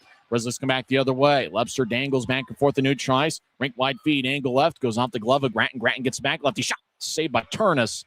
He holds on. Turnus had a tough time spotting the puck. It was under him as the whistle blows with 16:21 left in the second. It's interesting enough, it looks like they gave the goal, according to the off-ice officials in the sheet I got, they gave the goal to Randall and not McCallum to make it a 2-1 game. The Kansas City's third goal that was scored 2:30 in was Will Gavin getting his second of the year. Randall and McCallum picked up the assist there. So face-off is won by Kansas City. It's a 3-1 game. Mavericks will skide all the way towards Wells, who cuts it up in front of the crease and on 2 knees outlets it to center ice. Webster tees it up for Friesen. Friesen lays it for Gratton as the Grizzlies enter the offensive zone. Gratton in the left point, ricochets off the boards. Friesen fires it, looking for Webster, and it's picked off by Crawford off his stick. Blazinski rolls along the boards. Friesen over in the far corner, gets towards Gratton. One-timer saved by Turnus. Boy, Gratton's had some good looks tonight. He led Utah with 4 shots on goal last night. Kansas City fires it past McCallum on a hot feed from Ewens, and it goes all the way down for a Kansas City icing. 15:45 left in the second. And the Grizzlies will switch up skaters, and Kansas City has to keep their same 5 on the ice. Both teams have taken 11 shots. Kansas City, they're the type of team, they'll score pretty-looking goals, and they have scored 2. even though that goal to make it 2-1 was just kind of a redirection, ricocheting off of Wells and about 5 other things before it found the back of the net. So see if the Grizzlies can find a way to get momentum back in this game. A couple hardworking shifts by Reed Lepster, Tyler Gratton, and Evan Friesen, as that 3-man forward unit has put together some good scoring chances so far. Draw one by Utah. Danny Genev, left wing, skates around a broken stick. Now wraparound shot, saved by Turnus. The two Big Ten products going head-to-head as Kansas City gets the puck. Mavericks get to Zach Ewens. There's 2 pieces of a stick lane in the Kansas City zone. Mavericks will tattoo the puck off the boards and get off the ice as Luke Salem gets the puck. Salem sported a beard last week, turned it into a mustache this week off the Ricketts skate. As Zach Ewens has the puck in his own zone, he's along the near corner. Grizzlies skate from left to right as we see it from high top section 114. As Ewens towards new tries, gets ahead off a low height stick. Puck off the end boards, Grizzlies zone. Dylan Wells whips it around the wall, cut off on the right corner. Kansas City gets the right side, righty shot, saved by Wells. Rebound goes towards Utah. That shot was taken by Low Height, who has 8 goals and 14 assists this year. Kansas City re-enters from the right side. Nolan Sullivan skates towards the right circle. It's knifed away by Robbie Stucker. Puck goes towards the right corner as Low Height will sweep it towards the boards. Genev and Low Height battle. Puck goes up top. Marcus Crawford fires righty shot, saved by Wells. Rebound goes towards Mickey Coella. Mikey Coella over towards Genev, back to Coella, who dumps it in. Coella and Genev will come off the ice for a change. Puck goes to center ice, goes past Gavin all the way down, hits the near post, no icing. Grizzlies get it towards Colby ends in the near corner. Loops it ahead, it goes past Lepster and all the way down for a Utah icing. As the whistle blows with 14:23 left in the second.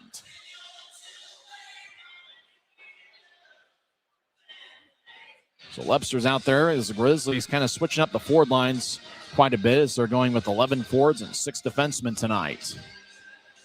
Reed Lepster's one of those guys you know you're going to get a great effort from him night in and night out. Second-year Grizzlies, second-year pro.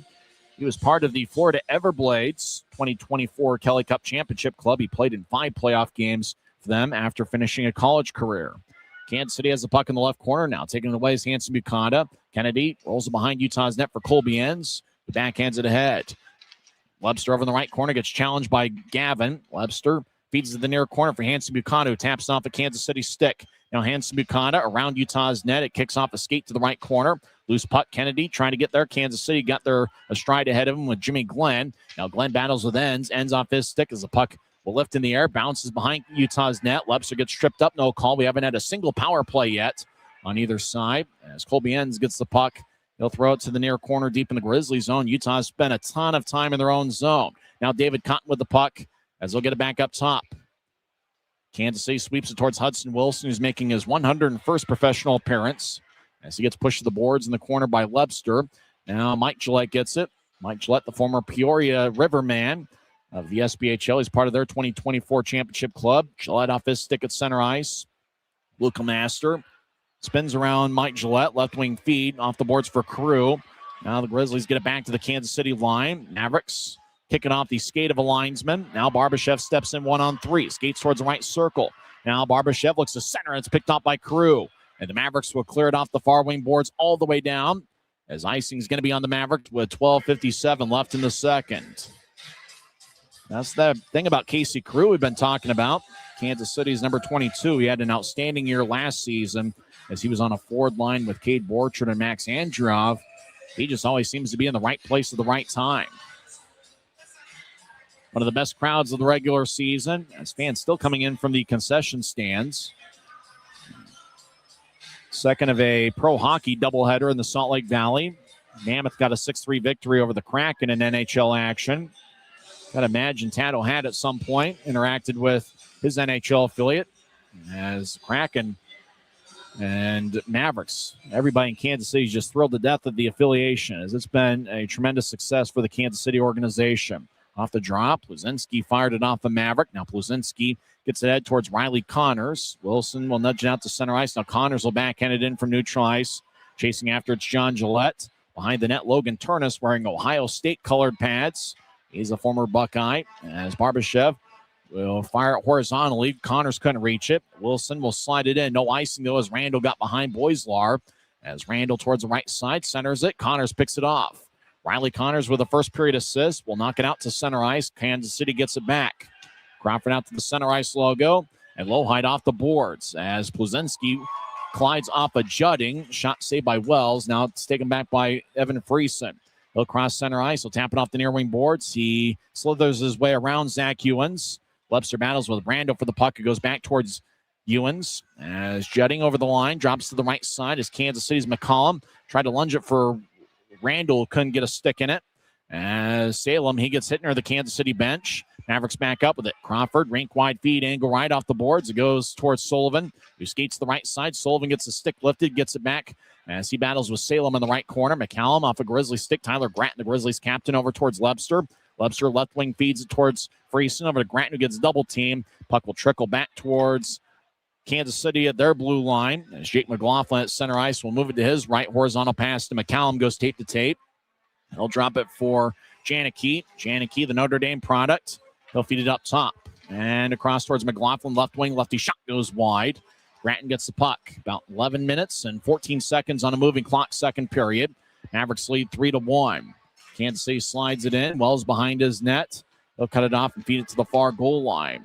We had thought that Landon McCollum had made it a 2-1 game, but they had given the goal to Randall. We'll have to check on that a little bit later. Will Gavin with the other second period goal as Kansas City skates into the offensive zone. They're offside as we stop play with 10:57 left in the second. It's Kansas City 3, Utah 1. We're back in 1 minute on the Utah Grizzlies Hockey Network.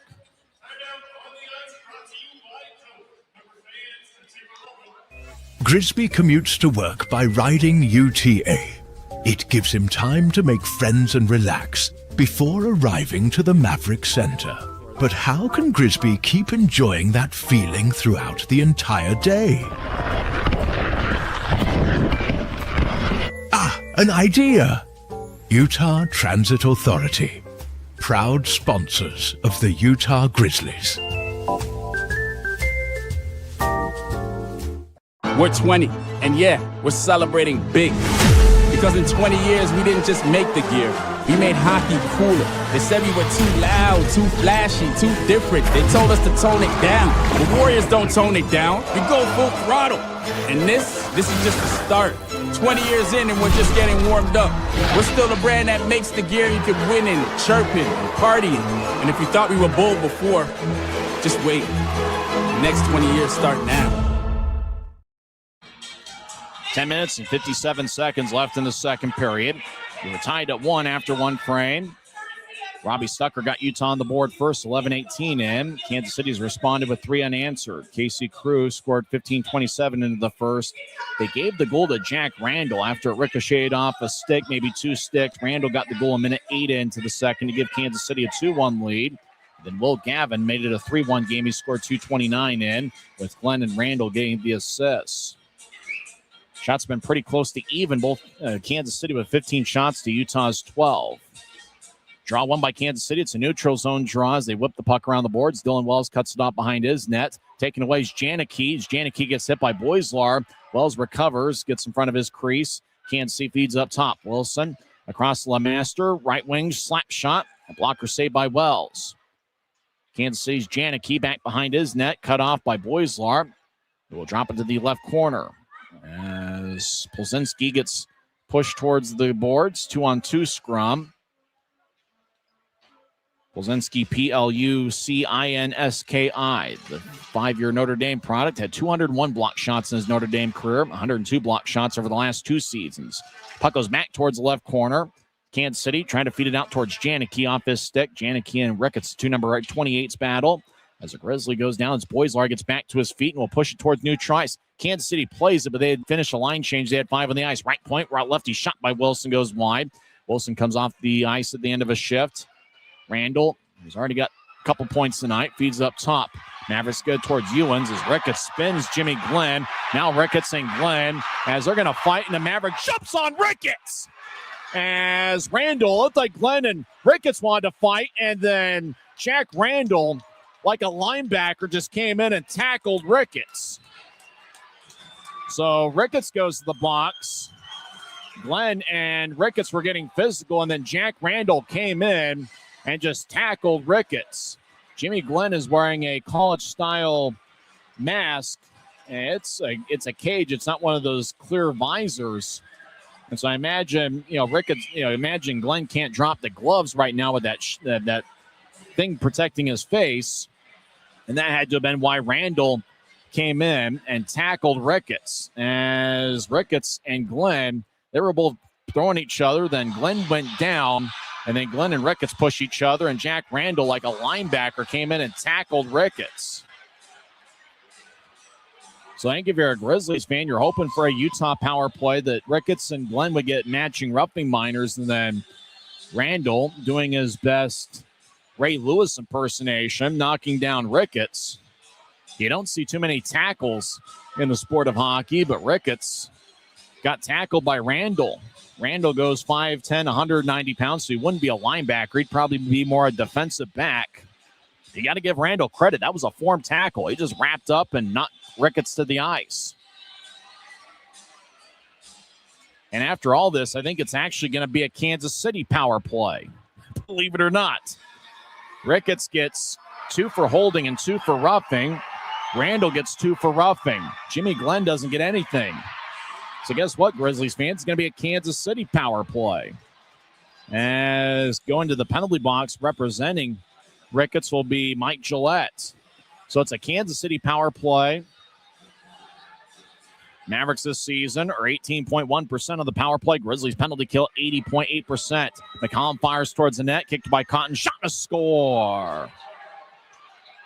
6 seconds into the power play.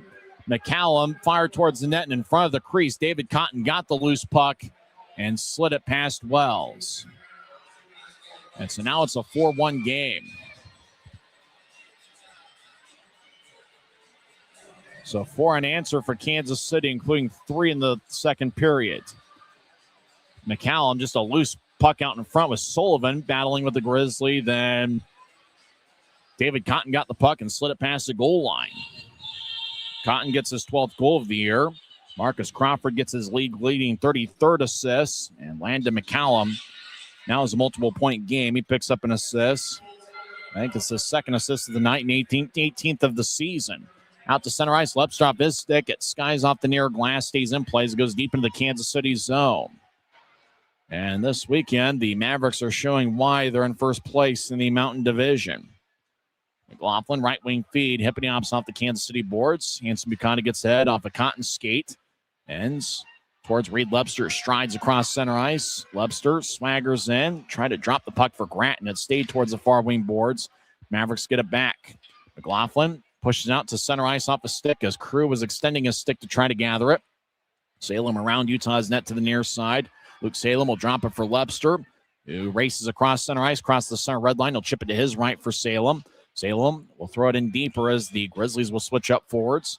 Kansas City will race across center ice. Jutting with the left wing feed towards Sullivan. Sullivan left wing. Fires to Jutting. Shot goes wide as Wells crashes along with Riley Connors. Wells back to his feet. Puck towards the middle of the ice. Sullivan high slot lefty. Shots blocked by Stucker. Now left wing Lemaster pushed it to the corner. Sullivan had a stick break and he'll jump over the boards and end his shift. As Lemaster feeds to the right side. Kansas City, they'll slide it towards the net looking for a cutting Jutting. Goes past him. Actually, it was a cutting Janicki. As now Janicki's in the right wing. Throws to the middle of the ice. Jutting with a lefty shot that goes over the crossbar. Stays in play off the glass. As Kansas City towards the right corner, they push it to the circle. It's picked off by Lepster. Slides it to Robbie Stucker. Stucker will fire it off the near glass. Kind of a change-up off the glass that actually went under the glass and off the boards. Mavericks over the offensive line as McCallum splits a double team trying to get to Ewens. Salem got hit up high as Kansas City feeds it towards the left wing. McCallum dances towards a high slot. He'll tee it for Crawford. Crawford righty shot left wing, and that's kicked off the skate of Barbashev. Barbashev will race. He gets the puck along the right wing. He'll get around Ewens. Trying to fire towards the net. Didn't get much of a shot off as Ewens with a good defensive play, cutting off the left shoulder of Barbashev. Not letting him get a shot off. 7:26 on a moving clock, second period. Mavericks lead 4-1. As Utah scored the first goal of the game. Boislar, his pass is incomplete towards the middle of the ice for a Utah icing. Mavericks responded with 4 unanswered. Stucker 11-18 in. Scored his third of the year as Jack Ricketts comes out of the penalty box after serving his double minor, as Ricketts actually was just a minor penalty with Kansas City getting 2 minutes in the box, as Ricketts had a holding and a roughing minor. That was 10-12 in. So draw is going to be over in the right circle of the Grizzlies zone. Kansas City has a first period goal from Carew and second period goals from Randall, Gavin, and Cotton. Kansas City in the second period has outshot Utah 12-4. As Mavericks win the draw, over to the right side. They fire towards the net, hits the outside of the cage. Carew might have gotten a piece of Wells. As Grizzlies skating from left to right here in the period. Danny Genev will loop it out towards the Kansas City line. It's bounced off the glove of Ewens. Back to Neutralize. Boislard over to the left wing. Stops in the left point. He'll tee it up for Koella. Koella feeds to Genev, but it goes past him off the right wing board. Genev lefty shot. Saved by Turnus. And he holds on with 6:55 left in the second.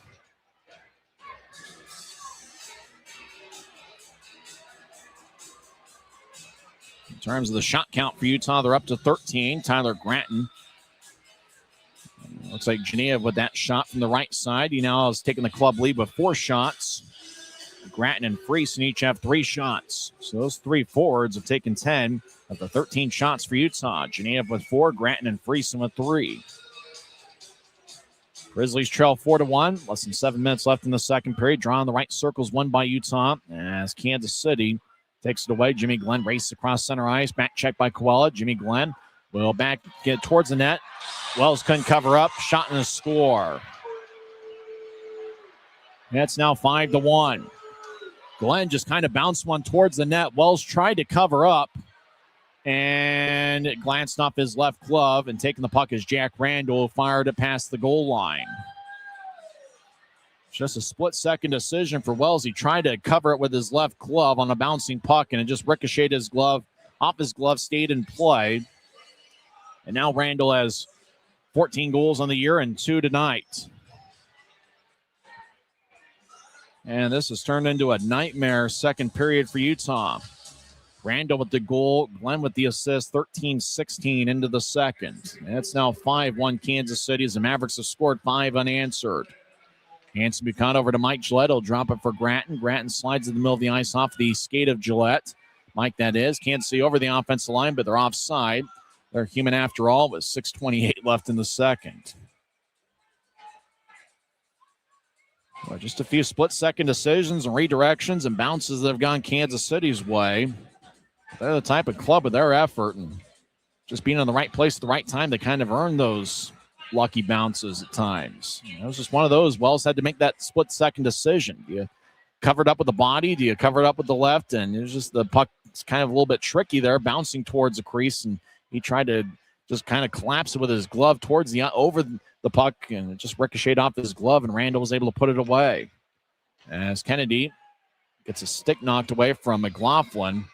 Kansas City gets it back towards Janicki, first-year pro out of Notre Dame. Off his stick is Sullivan behind Utah's net to the far side. Collides with Stucker. Janicki feeds up top. Crawford over to McLaughlin. They'll move it to the left circle. As Lohite fires a righty shot, and that's blocked off the stick of Janicki. The Kansas City forward is a +10. Lohite gets tripped up by Gratton, no call. Haven't made power plays here tonight. Gratton will saucer to the middle of the ice. As Mike Gillette head towards Kennedy, who dumps it in. Grizzlies will switch up skaters. Kansas City off the near wing boards. Jack Randall's now on hat trick watch with 2 goals. He'll push to the center of the ice off of McCallum's skate. Puck is dropped. Now Kansas City's Judding enters. He'll fire it off the right corner as he gets cut off trying to chase after the puck. Maxime Barbashev, his brother Ivan, playing for the Vegas Golden Knights. Off of Wilson's skate. Puck up in the opposite neutral ice. As McCallum getting after it with Barbashev as they stare each other down. John Gillette avoids a Randall check. Now Gillette trying to get the loose puck along the near wing boards. He's just trying to yank it. As going towards center ice is Connors, trying to gain center ice, but the puck just went to the Kansas City line before the Mavericks play it. Luke Lemaster, the Wisconsin product, over to Judding, back to Lemaster. Now it goes to the high slot as they drop it off towards the right wing. As Cotton moves to the right side, Lemaster will drop it. As back towards the right wing, Cotton gets pushed by a Grizzly, and that's Boislar wearing number 27. A few different players have worn number 27 this season. McCallum over to the right side, one-timer, and that goes wide. Might have gotten redirected about 10 feet in front of the crease. Grizzlies will wobble the puck towards Turnus, and it turns out to be an icing with 4:25 left in the second. In terms of continuity, Kansas City, it seems like it's been pretty close to the same roster as they had at the start of the season. Zach Plusinski making his Grizzlies and pro debut. He's the 42nd player to appear in a game for the Grizzlies this season. And it's just game 35 of 72. So who knows how many players will wear a Grizzlies uniform by game 72, which will be on April 12th against Rapid City, a 3 o'clock start. As Utah wins the draw, that will be the final regular season game in team history. Make sure to get your tickets for that one. It should be an emotional and interesting day. Now towards center ice as Berezowski gets pushed to the boards by Plusinski. As the Mavericks bounce one to the middle of the ice. Ewens will fire a lefty shot. Saved by Wells. And he holds on with 4:04 left in the second period. 5 unanswered for Kansas City, including 4 in the second frame. Grizzlies trail 5-1. It's the Utah Grizzlies Hockey Network. Grisby commutes to work by riding UTA. It gives him time to make friends and relax before arriving to the Maverik Center. But how can Grisby keep enjoying that feeling throughout the entire day? An idea! Utah Transit Authority, proud sponsors of the Utah Grizzlies.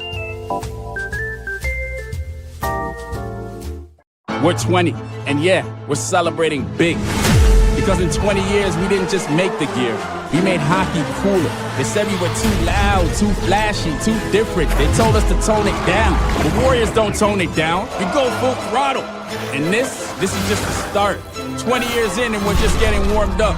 We're still the brand that makes the gear you can win in, chirping, partying. And if you thought we were bold before, just wait. The next 20 years start now. Now, 4 minutes left in the second period, 4:04 to be exact, and Kansas City has scored 5 unanswered. They lead 5-1. Remember, it's the second of a 3-game set. Both teams will meet tomorrow afternoon at 3 p.m. Your tickets, UtahGrizzlies.com. Remember, there's going to be a post-game skate after the game, so you can skate with your favorite Grizzlies players after the Sunday afternoon showdown. Kansas City wins the draw. They're in the offensive zone. Berezowski spins along the boards. Zach Ewens, he's being shadowed like a hawk by a Grizzly. As the puck goes back towards the left point, as Ewens continues to be held up by Reed Webster. Plays a strong two-way game. Ewens fires lefty shot that's blocked off Dylan Wells off his right blocker. Now the puck will trickle towards the left corner. It's taken by Webster. Reed Webster will rainbow it out to center ice. Puck plops towards the Kansas City line. Mavericks get it back. Mavericks make such quick decisions with the puck. Berezowski off his stick. As he'll skate off the ice at the end of his shift. Hanson Bukata at the near goal line. Grizzlies zone. Utah skates from left to right in the period. Hanson Bukata to the middle of the ice off a Friesen skate. Ewens dances around in the near circle of his own zone. Ewens came into play a +21 on the year. Out to center ice. As skating in is Luke Lohheit. Left wing. Righty shot. Saved by Wells. Puck goes behind Utah's net. Now it's taken away by Evan Friesen. Friesen will stride out to center ice. Cross the center and he'll backhand it in. Grizzlies switch up around him.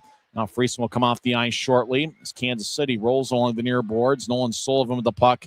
He'll race out to center ice. He'll feed it to the center ice logo as picked up by Ricketts. Now turnover. Kansas City looked like they're offside. Lohheit fed it to the right side. Lefty shot kick saved by Wells. Rebound shot goes just wide.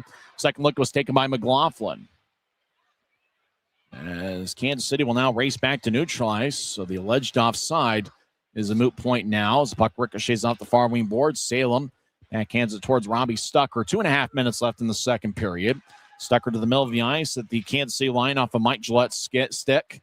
David Cotton over the line, drops it. Kansas City right wing shot save. Rebound is off of Maverick. That was Jimmy Glenn who didn't have a shooting angle. Glenn feeds the right side. Righty shot saved by Wells. Genev gets the rebound, gets on two knees. Now back to his feet. They'll move it towards Mikey Koala. Koala over the offense line right side. He gets pushed to the boards by Will Gavin. We get a whistle. Arm is raised by the referee. We got a penalty. Slashing is going to be the call. Who's it on? Koala and a Maverick stare each other down. As Will Gavin, he'll be the one that will skate slowly towards the penalty box. Gavin gets 2 minutes for slashing.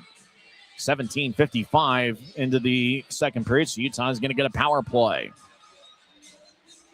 As Gavin has kind of nudged Mikey Koala.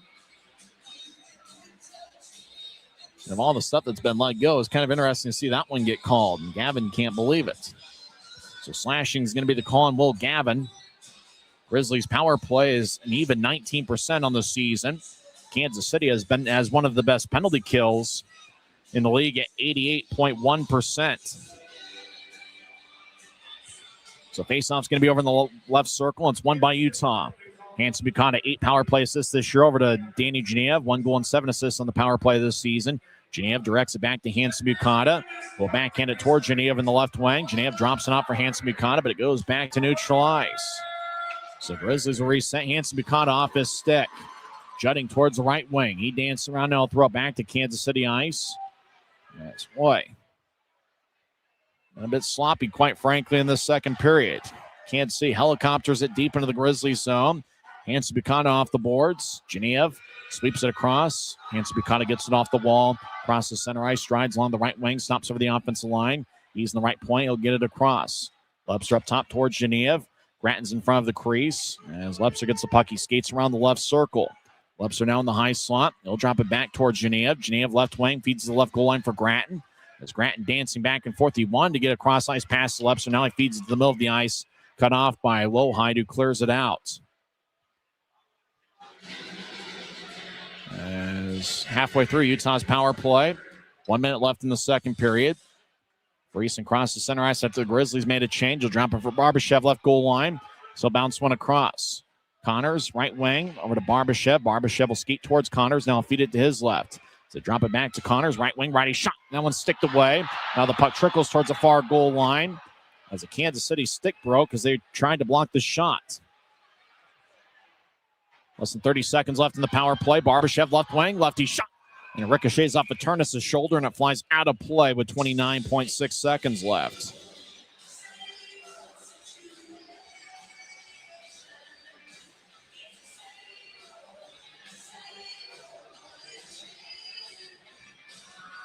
So it's going to be an offensive zone draw for the Grizzlies. 24 seconds left in the power play. As Utah just looking to build a little bit of continuity and consistency. A couple good looks there. And it seems like to score against a tough goaltender like Turnus, it's going to have to be some of those bounces, some of those unorthodox type of plays. Kansas City scored on a few of those here tonight. Now Mavericks get the puck. And he'll saucer it all the way deep into the Grizzlies zone. Kansas City gets the puck. They're aggressive here, shorthanded. As Crew will fire it back towards Kansas City ice. About 10 seconds left in the second period. Rink-wide feed off the boards. Jimmy Glenn chasing after it. Gets there before Hanson Buchanan. Glenn towards the right corner. 3 seconds left in the period. Now Kansas City feeds towards the middle of the ice. Shot and a score. With about a second left, Kansas City extends the lead to 6-1. And that's Will Gavin. Have a period, Will Gavin. You can't believe it. There's still going to be some time put on the clock as Grizzlies just going to walk to the locker room. And you got to wonder, there's got to be a come to Jesus moment here because this has not been good hockey, quite frankly. Sorry to be honest about it. Gavin throws to the middle of the ice and he fires it over the left shoulder of Dylan Wells. Kansas City is a good team, but they've won the 50-50 pucks, especially here in the second period. Puck is dropped, and that will do it for 40 minutes. Things were looking promising after an evenly played first period. Kansas City with 5 unanswered second period goals, including right at the buzzer, as the Mavericks won a 50-50 puck in the right corner, centered it to Will Gavin, and Gavin fired it glove side past Wells. Now the Grizzlies are shorthanded, and they're battling a lot of injuries. But nobody in the locker room is going to use that as an excuse. I can guarantee that. Well, come back and recap what's happened so far tonight and also go over some league scores as well as some NFL playoff scores. The big news, Denver did defeat Buffalo in overtime, but Broncos quarterback Bo Nix out for the rest of the postseason with a broken ankle. We'll also go over some NHL scores. After 2 periods, it's Kansas City 6, Utah 1. It's the Utah Grizzlies Hockey Network.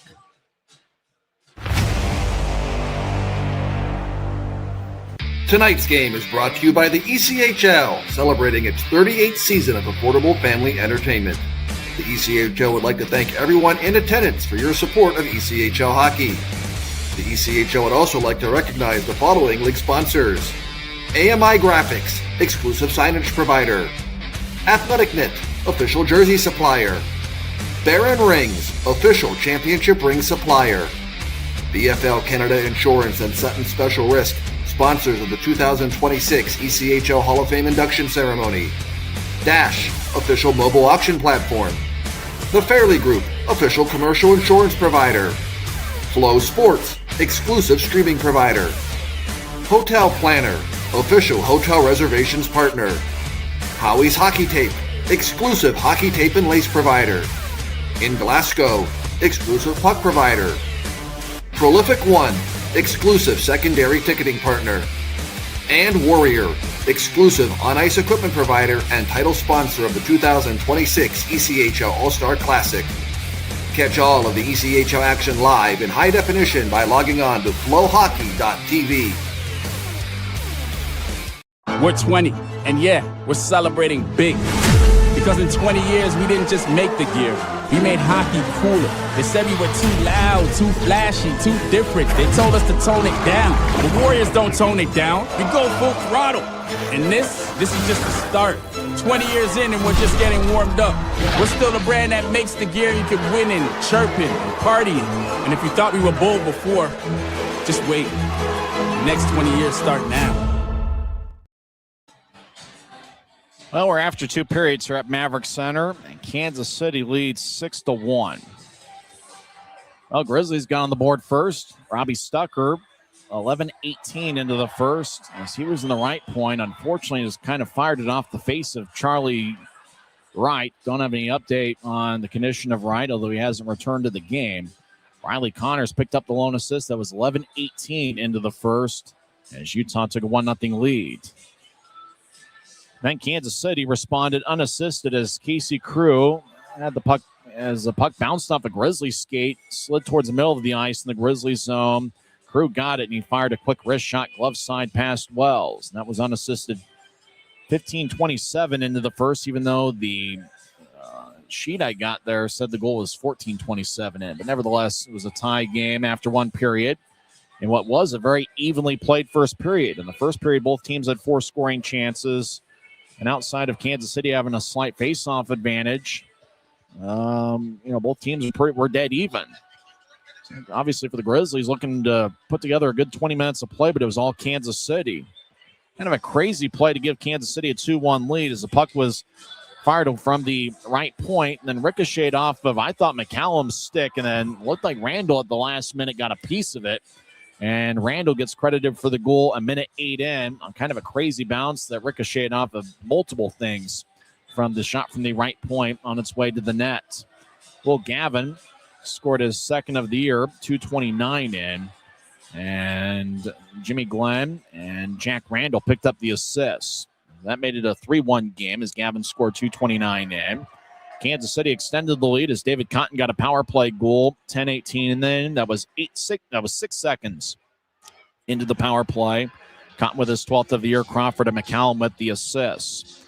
Mavericks extended the lead to 5-1 as Randall scored his second of the game, 13-16 in. Jimmy Glenn with the assists.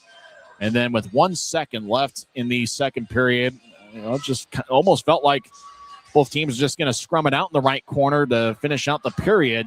Kansas City got the puck. There was a cutting Will Gavin. Gavin accepted it and fired it past Wells at right near the buzzer. And so Kansas City extended the lead to 6-1. So far through 2 periods, you're talking about outstanding performers for Kansas City. Jack Randall with 2 goals and 1 assist, 2 goals for Will Gavin. Casey Crew, 1 goal and 1 assist. Jimmy Glenn, 3 assists. Landon McCallum, 2 assists. And Marcus Crawford, 1 assist, and he's a +3. Jimmy Glenn and Jack Randall are each a +3. In the second period, in terms of shots, Kansas City had 19 and Utah had 6. But the big stat is scoring chances. In the second period, Kansas City had 10 and Utah had 1. So it just one of those things you just kind of shake your head. Kansas City's a good team, and there were some bounces that went their way, but just a tough second period for the Grizzlies. No other way to explain it. Watching on Flow Sports, there's the stats of the second period. There's the scoring chances we had mentioned.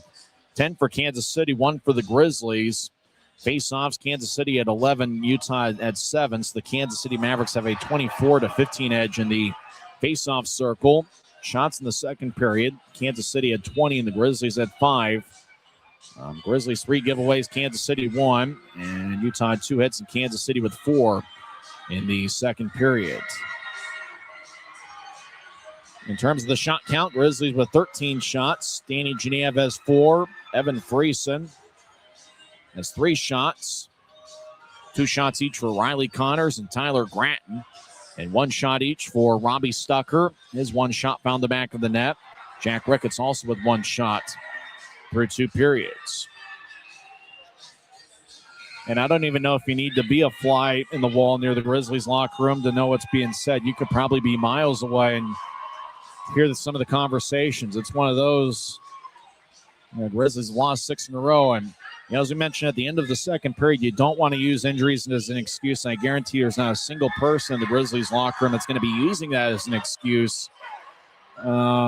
Injuries obviously have played a factor. Utah is without Noah Gansky, Neil Shea, Luke Manning, Rylan Kovacevic, Timofeyev, Avery Winslow. Yesterday, Christian Felton was loaned or he signed a PTO with the Abbotsford Canucks. Felton's been one of Utah's most dependable defensemen. Last weekend, Sage Weinstein was recalled to the AHL's Colorado Eagles. And obviously, Utah lost Kyle Kaiser a couple weeks to an AHL call-up, and he's statistically been a strong goaltender for Utah, and he's been a great goaltender for Colorado this year.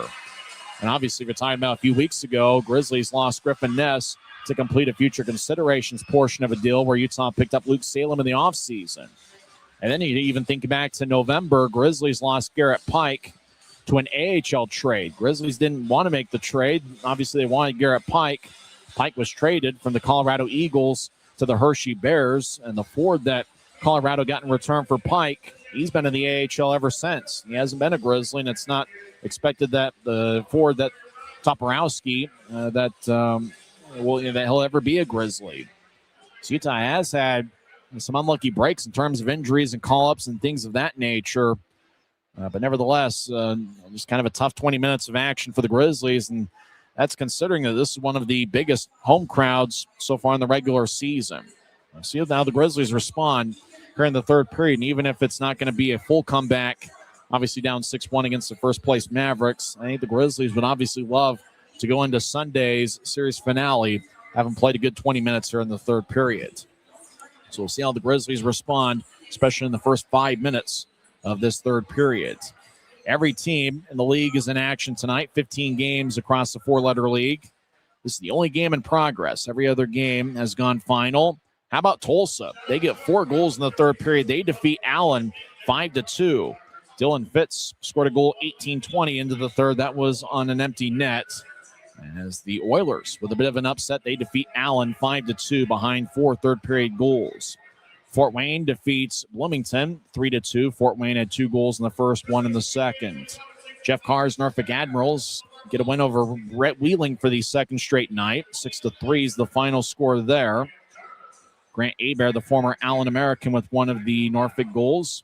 In a shootout, Tahoe defeats Wichita 4-3. In that game, former Grizzly Blake Wells had 2 goals, and Michael Leary scored the shootout game winner for Tahoe as they defeat Wichita in a shootout 4-3.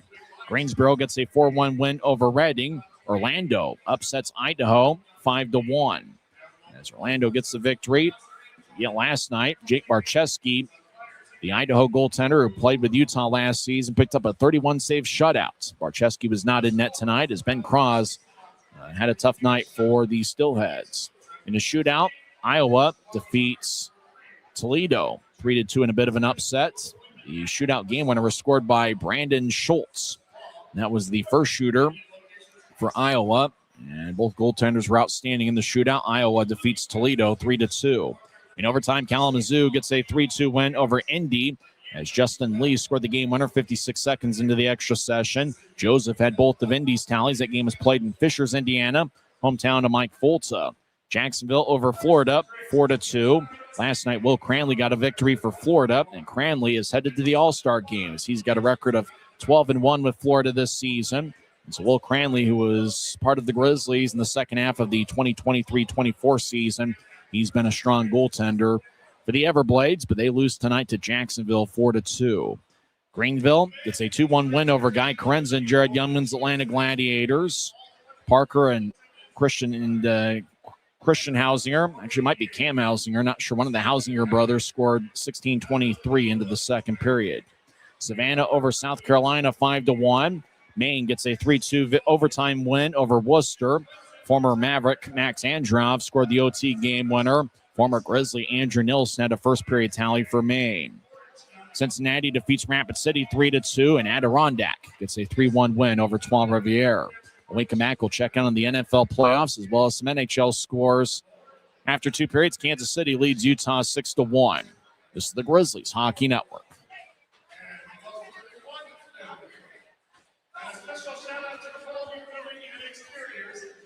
Since 1939, America First has helped people start businesses, buy homes and cars, and achieve their financial goals. Today, our top priority is still the financial success of you and your family, which is why we're giving new members $100 when they sign up for a basic savings and checking account, and another $100 when they upgrade to premium checking and enroll in and use direct deposit. So head to AmericaFirst.com today and join the credit union that always puts its members first. Grisby commutes to work by riding UTA. It gives him time to make friends and relax before arriving to the Maverik Center. But how can Grisby keep enjoying that feeling throughout the entire day?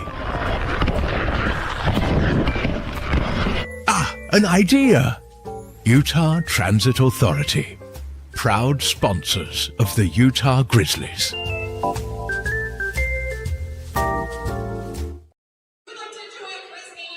After two periods, Kansas City leads Utah 6-1. Upcoming games, Utah will face Kansas City tomorrow afternoon at 3 o'clock. And the next weekend, the Grizzlies will be on the road in the Black Hills to take on Rapid City. That's going to be a 3-game set.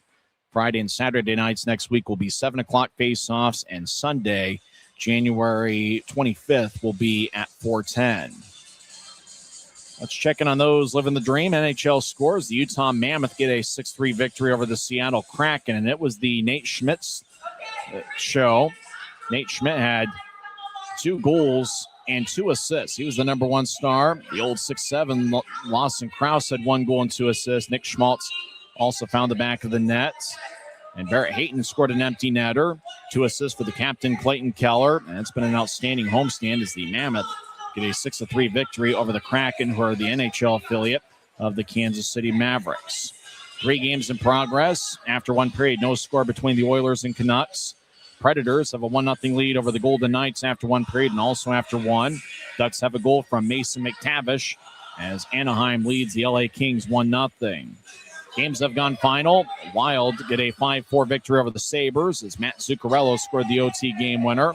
Rangers get a victory over the Flyers. It was much needed for New York. They defeat Philly 6-3.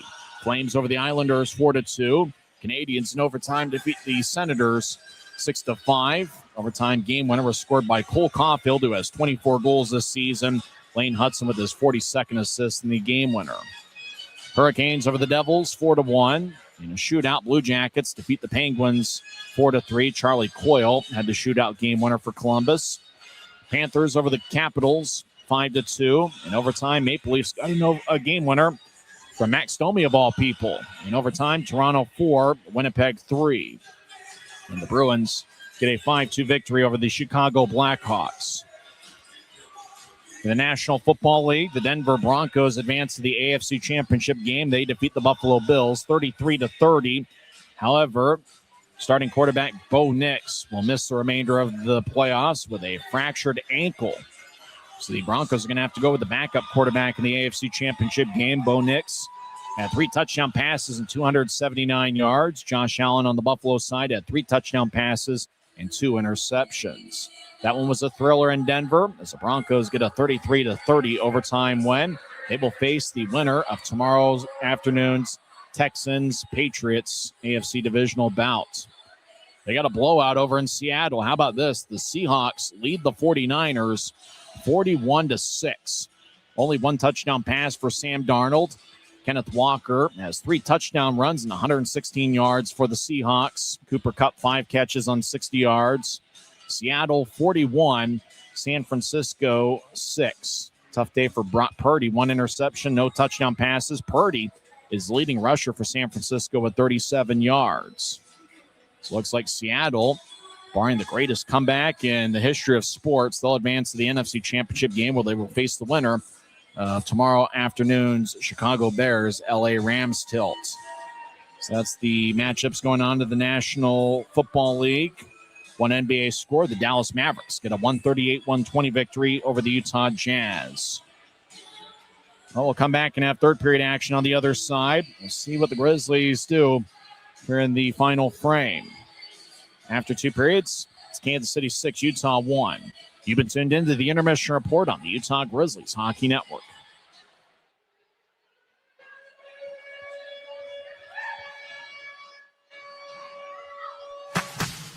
Every new day is a chance to be kinder to your body and your mind. U of U Health is here to help you build strength and confidence every day. Let us help you be a better you. U of U Health, official health partner for the Utah Jazz, Utah Hockey Club, Utes Athletics, and the Utah Grizzlies. Take the first step today at uofuhealth.org. We're 20, and yeah, we're celebrating big. Because in 20 years, we didn't just make the gear. We made hockey cooler. They said we were too loud, too flashy, too different. They told us to tone it down. The Warriors don't tone it down. We go full throttle. And this is just the start. 20 years in and we're just getting warmed up. We're still the brand that makes the gear you can win in, chirping, and partying. And if you thought we were bold before, just wait. The next 20 years start now. From commercial to recreational truck accessories, Mountain Land Truck Outfitters has got what you need. Flatbeds, spray and bed liners, lifts and leveling kits, wheels and tires. Mountain Land Truck Outfitters proudly uses a brand you know and trust. And with our experienced, knowledgeable, and friendly staff, your visit here will be informative and enjoyable. Stop into our convenient location in Provo at 265 South 100 West or call 801-225-4637 to get a quote for your fleet or individual truck. Mountain Land Truck Outfitters. Are about set for third period action here at Maverik Center. As the Grizzlies are down 6-1, Kansas City's outshot Utah 27-13. Mavericks had a 20-5 edge in the shot count in the second period. Utah will start the third period with a forward line of Danny Genev with Jack Ricketts and Mikey Coella. Last night, Coella scored his first pro goal as he made his pro debut, and he scored 9:28 into the second period. He's the 9th different Grizzly player to score his first pro goal this season. Most of them are defensemen. In fact, it was the first time that a Grizzly had scored their first pro goal since December 6th when Aiden Hansen-Bukata scored his first pro goal. Puck is dropped and we're underway for third period action as Luke Salem gets the puck. Grizzlies skate from right to left as we see it from high top section 114. Mavericks have it back as they get it towards Kruitz. Passes behind him. Ricketts on the fresh sheet of ice gets it to Genev, who bounces it into the left corner. As Coella delivers a good ride on Hudson Wilson. As puck towards the near wing, it goes past Salem and past David Cotton all the way down for a Kansas City icing. As we get our first whistle, 24 seconds into the third period. We got one more game in this homestand, and that's going to be tomorrow afternoon at 3 o'clock. Your tickets, UtahGrizzlies.com. There's a post-game skate. Make sure to bring your skates, and if not, you can rent some skates. And the Grizzlies and Mavericks will do battle once again. Kansas City's been as hot as any team in the league. They've won 10 in a row, looking to make it 11 in a row.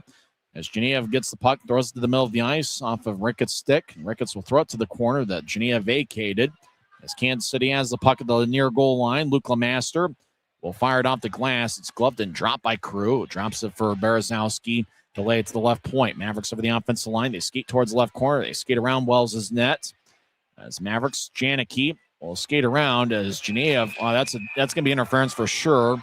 Shot from the left wing. Wells makes a save as Marcus Crawford threw a basketball-style screen on Danny Genev, and it's going to be 2 minutes for interference. As Marcus Crawford, who leads the league with 33 assists this season, he has some words for referee Dylan Sater. Crawford can't believe it, but you can throw that screen in basketball, but we're not playing basketball. as Genev got knocked down as Crawford threw the screen. And Crawford's going to sit for 2 minutes. Dylan Sater, how about that? Sater had some words for Crawford. He pointed towards the ground, pretty much saying, take a seat. And then Sater slammed the door. I don't know what Crawford said, but Sater was fired up. 2 minutes for interference. Time of penalty, 50 seconds in. I've seen players slam the penalty box door, but rarely do you see a referee slam the penalty box door. Sater gave a lecture towards Marcus Crawford. Grizzlies have the puck after Kansas City cleared it out. As Ricketts drops for Webster, a rare power play for the Grizzlies. Not many penalties called. Genev races over the offensive line, skates towards the right point. Now he stops, reverses his field to his left. As Ricketts drops for Hanson Mukata. Gratton over to Genev along the left wing boards, back to Gratton behind the net. Now Genev feeds up top. Hanson Mukata slides with the blue line nearby. Genev left wing toe drag shot, and it's blocked by Bergeron. It flies out of play into section 103. As a fan around row 7 or 8 is going to come away with a frozen vulcanized rubber disc. So with that, the Grizzlies will switch up and get 5 fresh skaters on the ice. Party of 5 for Utah includes Maxime Barbashev, Evan Friesen, John Gillette, Riley Connors, and the lone defenseman's Robbie Stucker. Draw one by Utah. Stucker gets it towards Barbashev in the left wing. Back up top to Stucker. A pedal to his right. And reverse the puck back to the left point for Barbashev. Maxime Barbashev back to Stucker. He directs it to his right for Connors. Connors will tap it to the right goal line for Gillette. And Gillette gets nudged in the back and couldn't get much of a shot off. Gillette and Luke Lemaster collide with each other. Friesen feeds up top. Connors right side. Righty shot and it goes wide. As looked like it tried to be redirected by John Gillette. His older brother Mike Gillette joined the Grizzlies yesterday.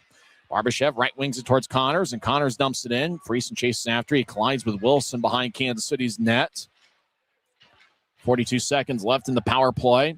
As Connors right side fakes a shot, skates towards the right point, gets it towards Stucker off his skate. Connors kept it in, pushed it to the middle of the ice, and it goes in deep off the Kansas City end boards. Barbashev left wing, feeds it to Stucker off his skate.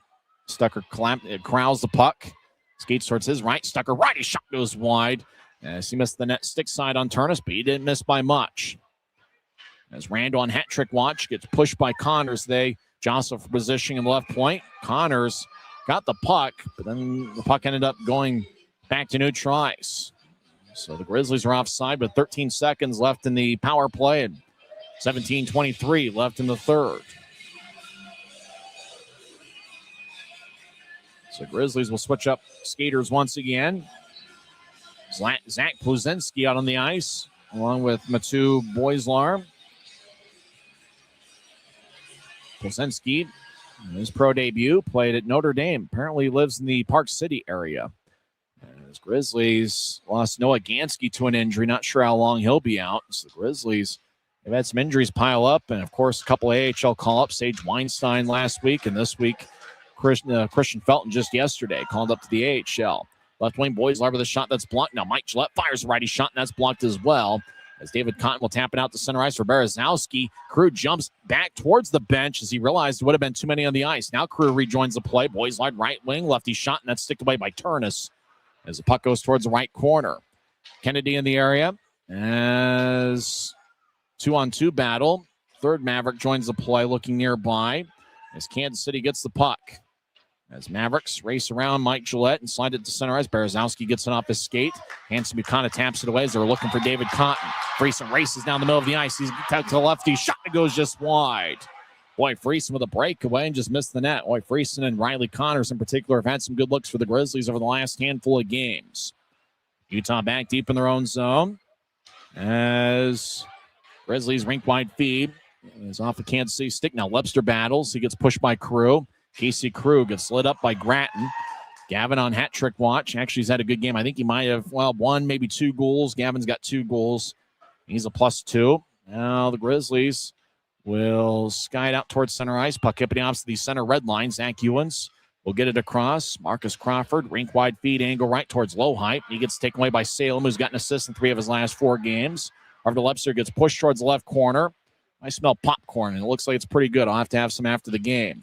Ewens turns it over. Gratton gets quadruple teamed And the puck gets pinned back towards the far circle as low height.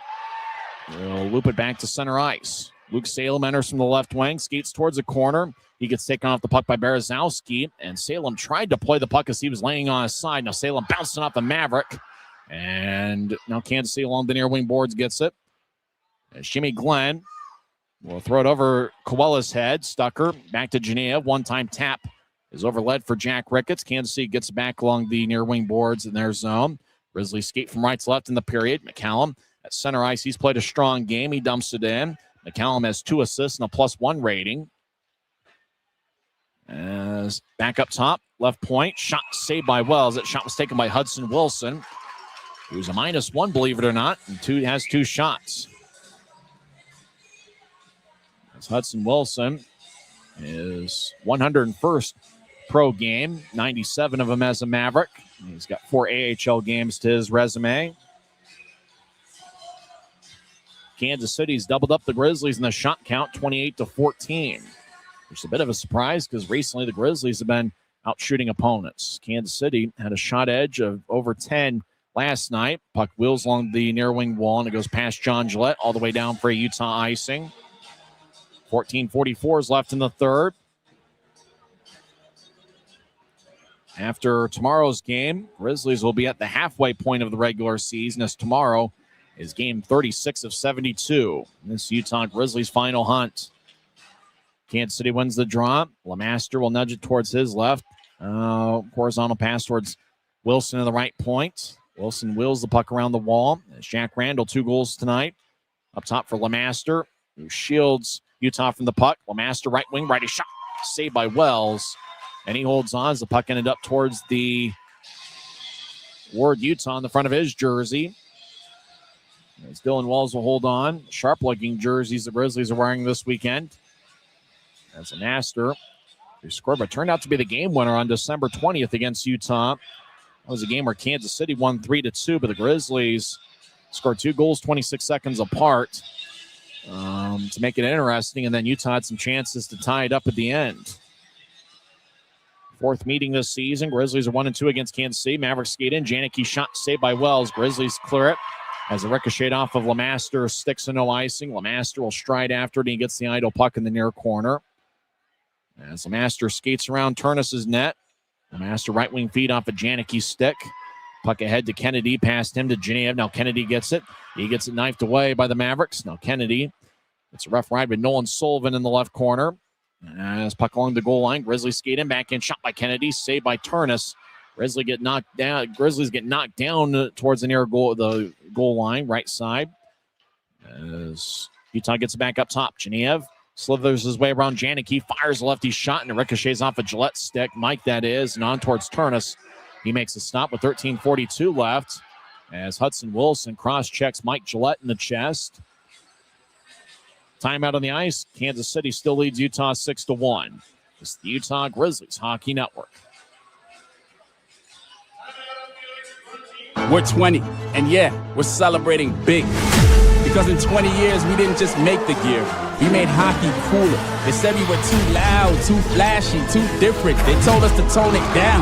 The Warriors don't tone it down. We go full throttle. And this is just the start. 20 years in and we're just getting warmed up. We're still the brand that makes the gear you can win in, chirping, partying. And if you thought we were bold before, just wait. The next 20 years start now.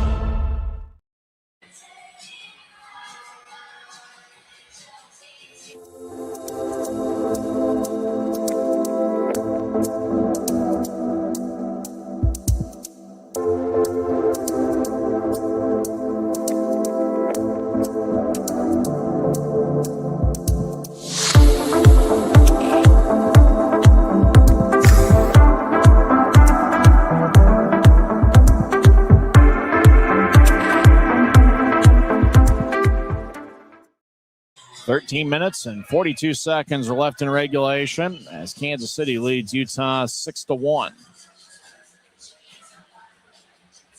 Despite the score, it looks like fans are having a good time here at Maverik Center. As the draw is going to be over in the right circle. Friesen will take the face off. He's out there with Lebster and Gratton. Kansas City's outshot Utah 30-16 off the draw. Ends with a shot and it's blocked. Berezowski gets back checked. And Friesen now battles along the near wing boards with Bergeron. Drake's his first name. Reed Lepster gets the puck. He's in the Grizzlies zone.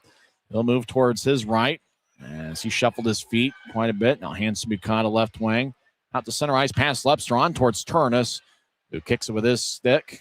Mavericks whip it around the boards. One of the referees jumps out of the way. A few people in the stands have lost their cool here tonight, and referee Dylan Sater lost his cool after Crawford got the interference minor. As kind of a lighter moment in this game as Kansas City has the puck. So get it head towards Jimmy Glenn, who has 3 assists tonight. Glenn skates towards the right corner, gets around Stucker, but Stucker throws Glenn towards the boards. Glynn in his last name. Salem crosses center ice, he'll throw it in. Salem got hit about shoulder high and spins himself around. Puck towards the right corner. As Will Gavin, who's going to be one of the 3 stars tonight. He's got 2 goals and a +2 rating. As Genev skates towards the right side, trying to feather one out in front and bounced off of McLaughlin. Genev gets knocked down, no call. Puck wobbles towards the far circle. Kansas City will race out to center ice. As Gavin dumped it in, but he did so from Kansas City's side of center ice, and so the Mavericks are called for icing. With 12:24, that's the time remaining in this third period. And checking the scores among Mountain Division opponents. Cincinnati defeats Rapid City 3-2. Grizzlies will face Rapid City in a 3-game series next week. Fans doing the 6-7 dance. Speaking of 6-7, Lawson Krause had 1 goal and 2 assists for the Utah Mammoth. Nate Schmidt was the number 1 star. He had 2 goals and 2 assists as the Mammoth got a 6-3 victory over the Seattle Kraken, or the NHL affiliate of the Kansas City Mavericks.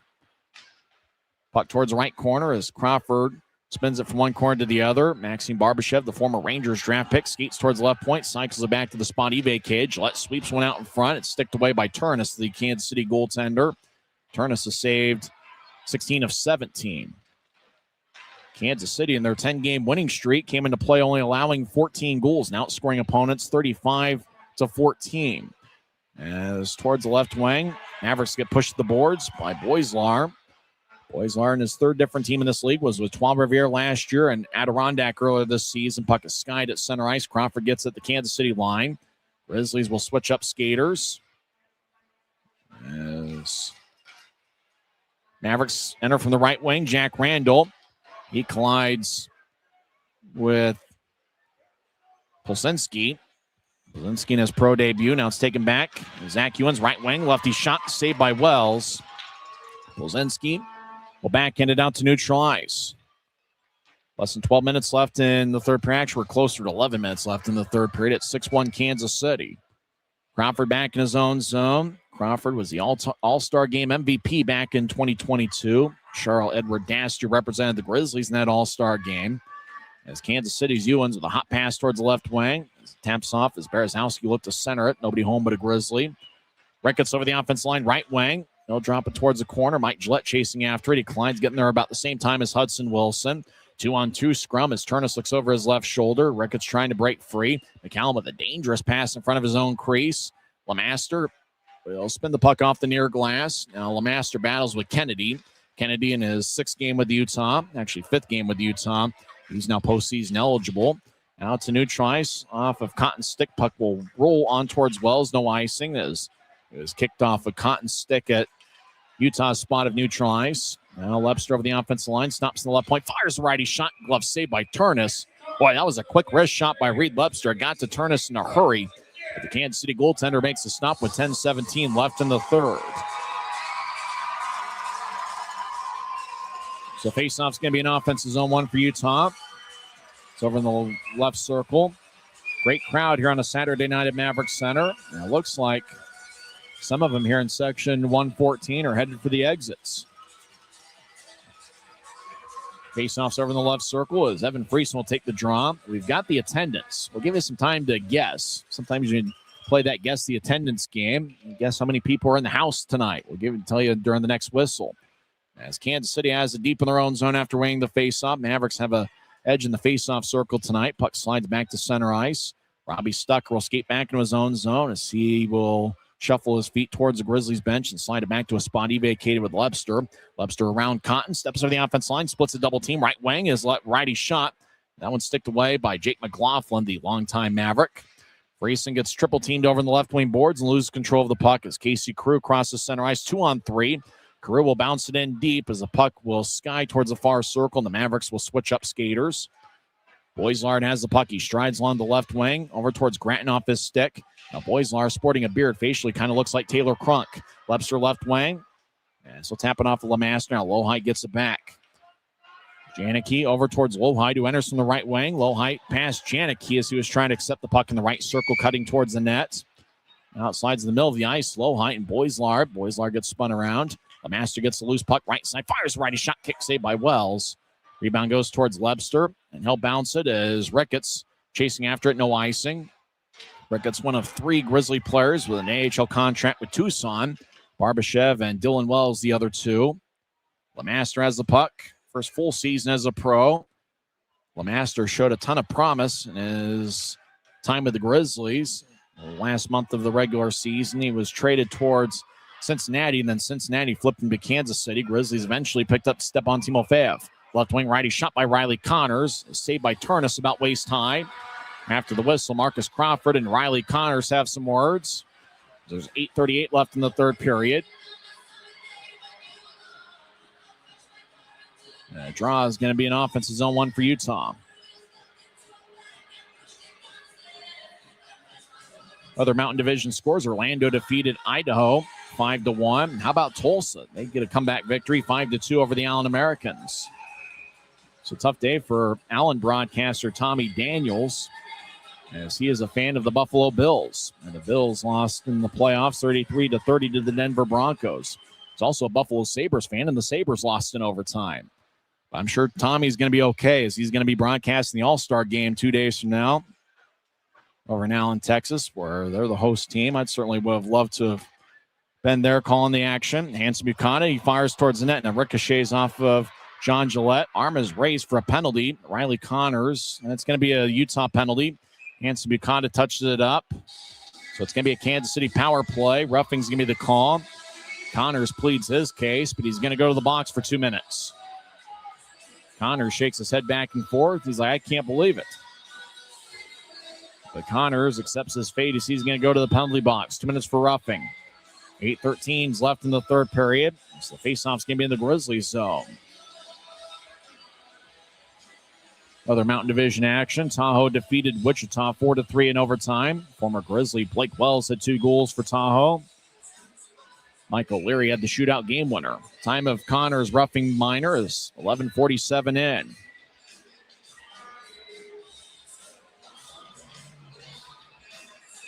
On Flow Sports, they show the replay. Hanson Buchanan with a shot again, redirected by John Gillette, who was on one knee. And then Connors with a penalty on Kansas City. Kansas City wins the draw. Crawford in the left point fires the righty shot, saved by Wells as he just collapsed it in the breadbasket and holds on. That shot was taken 9 seconds into the power play, and 8:04 is the time remaining here in the third period. Grizzlies came into play. Hasn't been a good team on Saturdays. As Utah is 5-4-1 on Saturdays this year.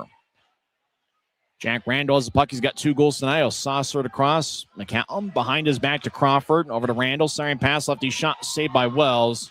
Low height nearby. Puck to the far goal line. It's Gratton, the second-year pro. Played at Penn State and Arizona State. Gets pushed to the boards.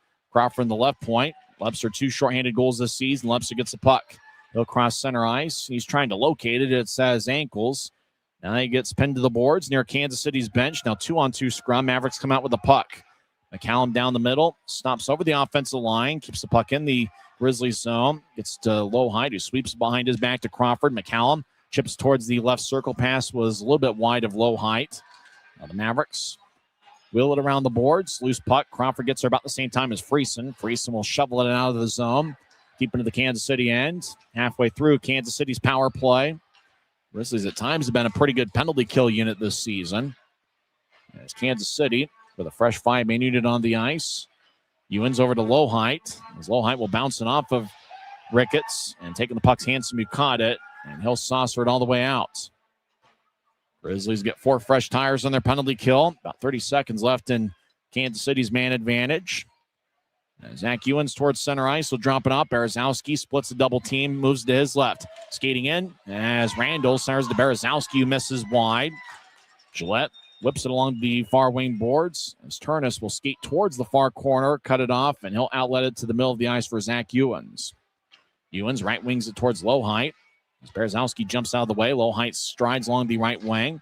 Now Lohheit towards the right goal line, gets off the boards. Ewens right side, feeds it across. Connor's out of the box right now as they try to get to Berezowski in front of the crease. Berezowski slams a stick on the crossbar as he was upset that he couldn't get the centering pass out in front of the crease. Berezowski's fired up as his broken stick is laying in the Grizzlies zone. And I got to imagine that might be a fine by Kansas City's caught with too many on the ice. They're trying to make a change. Puck ended up near the Kansas City bench, and Utah will get a power play. Too many on the ice for Kansas City. There's 5:54 left in the third period, and it's 6-1 Mavericks. This is Utah Grizzlies Hockey Network. Tonight's game is brought to you by the ECHL, celebrating its 38th season of affordable family entertainment. The ECHL would like to thank everyone in attendance for your support of ECHL hockey. The ECHL would also like to recognize the following league sponsors: AMI Graphics, exclusive signage provider; Athletic Knit, official jersey supplier; Baron Rings, official championship ring supplier; BFL Canada Insurance and Sutton Special Risk, sponsors of the 2026 ECHL Hall of Fame induction ceremony; Dash, official mobile auction platform; The Fairley Group, official commercial insurance provider; Flow Sports, exclusive streaming provider; Hotel Planner, official hotel reservations partner; Howie's Hockey Tape, exclusive hockey tape and lace provider; In Glasgow, exclusive puck provider; Prolific One, exclusive secondary ticketing partner; and Warrior, exclusive on-ice equipment provider and title sponsor of the 2026 ECHL All-Star Classic. Catch all of the ECHL action live in high definition by logging on to flowhockey.tv. 5 minutes, 54 seconds left in the third period. Thanks for sticking with us here throughout the third period, as Kansas City played with too many on the ice for a couple seconds, and so Utah's got a power play. Genev with the puck. He'll feed it towards Gratton in the right corner. Grizzlies skate from right to left as we see it here at Maverik Center. Genev over to Hanson Buchanan, high slot. He shuffles his feet towards his left, gets it across to Genev. Now Genev and Hanson Buchanan will switch places. Genev teeps it up for Hanson Buchanan, who lays it for the right circle. Now Hanson Buchanan over to Genev, who's now on the right wing. Genev off the stick. He regathers it. He'll direct it back to Hanson Buchanan, who fires lefty shot, saved by Turnus. Rebound goes towards Ricketts. It glanced off his stick. Genev over to Hanson Buchanan, right side, just outside the circle. Lefty shot, saved by Turnus in the butterfly position, as he collapsed it around waist high and holds on with 5:16 left in the third. Good puck movement by the Grizzlies, who are utilizing the two-man game with Genev and Hanson Buchanan.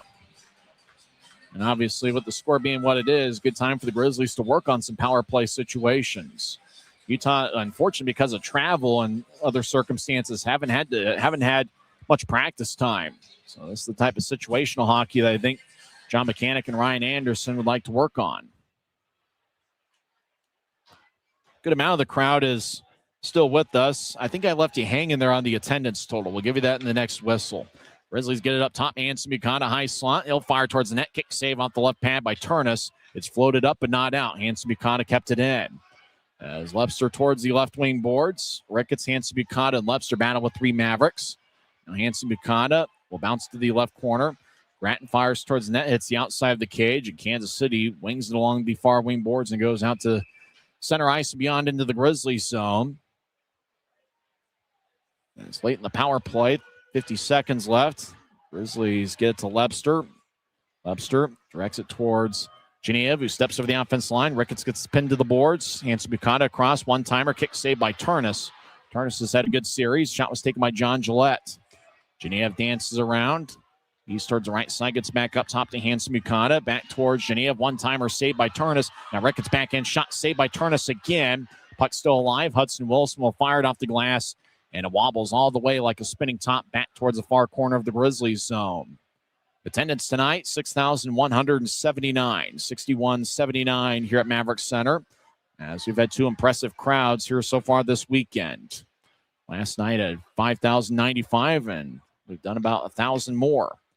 A little bit more than 1,000 more tonight. 6,179. Will Gavin's out of the penalty box, as he'll drop it off. He represented the Mavericks, who were caught with too many on the ice. Glenn drops it. Gavin, 2 goals tonight. Lefty shot saved by Wells off his right pad. As Gavin looking for the hat trick. Evan Friesen strides along the right wing. Grizzlies switch up skaters around him. Friesen gets pushed to the boards by Glenn as Friesen slides from one corner to the other. Kansas City's won a ton of the 50-50 pucks since the beginning of the second period. Grizzlies really held strong and very evenly played first period. As Boislar with a rink-wide feed looking for Mikey Coelho, and it goes wide. Icing on Utah with 3:20 left in the third. That was the tough thing about second period in particular, is the Grizzlies really held strong in the first period. And then Kansas City just came out with a little bit extra jump in the second. Grizzlies did score the first goal tonight. Robbie Stucker 11-18 in, with Riley Connors getting the assist. And Kansas City's responded with 6 unanswered, 1 in the first period and 5 in the second. Mavericks win the draw as Crawford gets to the middle of the ice. Bouncing puck, Randall backhand shot, and he scores. And if you're a Kansas City fan, take that hat off your head and throw it as far as you can. As Jack Randall gets his third of the game.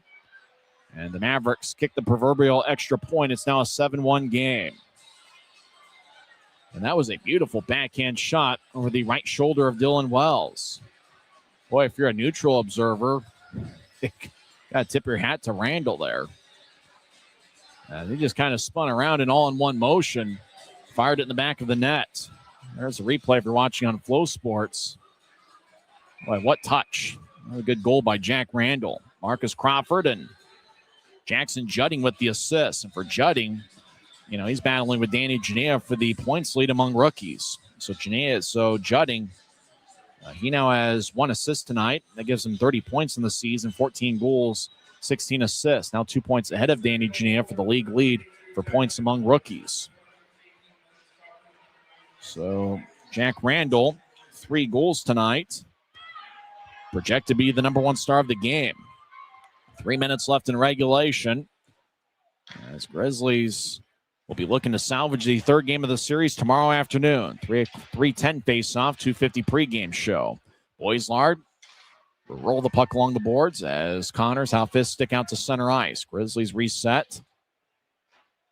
As Plazinski, in his pro debut, gets to the left wing for Connors across the center ice. Connors overskates the puck. Now he battles with Lohheit. Connors doing a good job shielding Lohheit for the puck. So he'll drop it off. Right wing Webster shot saved by Turnus in the butterfly position as the whistle blows with 2:27 left in the third. Just a tough night for the Grizzlies. You know, we had mentioned, didn't jinx it or anything like that. It's not like what we say matters, but you know, we kind of talked about how over this losing streak, which is going to be at 7 games after tonight, you know, the difference really is the Grizzlies having to play catch up. There's a shot if you're watching on Flow Sports taken by Lebster. As Reed Lebster is now taking 2 shots here tonight. As out to center ice, Friesen accepts the puck from Hudson Wilson, the Kansas City defenseman. Mavericks have outshot the Grizzlies 35-25, but the Grizzlies have 12 shots here in the third period. Icing's the call as puck goes past Tyler Gratton on a diagonal feed as Gratton is over in the left wing. 2:11 left in the third. You know, the big thing is the Grizzlies just haven't gotten off to quick starts. They got off to a decent start tonight. Obviously, they scored the first goal, but Kansas City tonight, really the first 2 games of this series, they're showing why they're in first place in the Mountain Division. As tonight will be the 11th straight victory. Puck off the top of the glass. Grizzlies trying to clear it out. It stayed in. David Cotton battles with Friesen. As there's 2 minutes left in the third period. 2 minutes of madness here at Maverik Center as David Cotton gets along the left wing boards, rolls it towards Carew as Carew kicked the skate towards Hanson Bukata.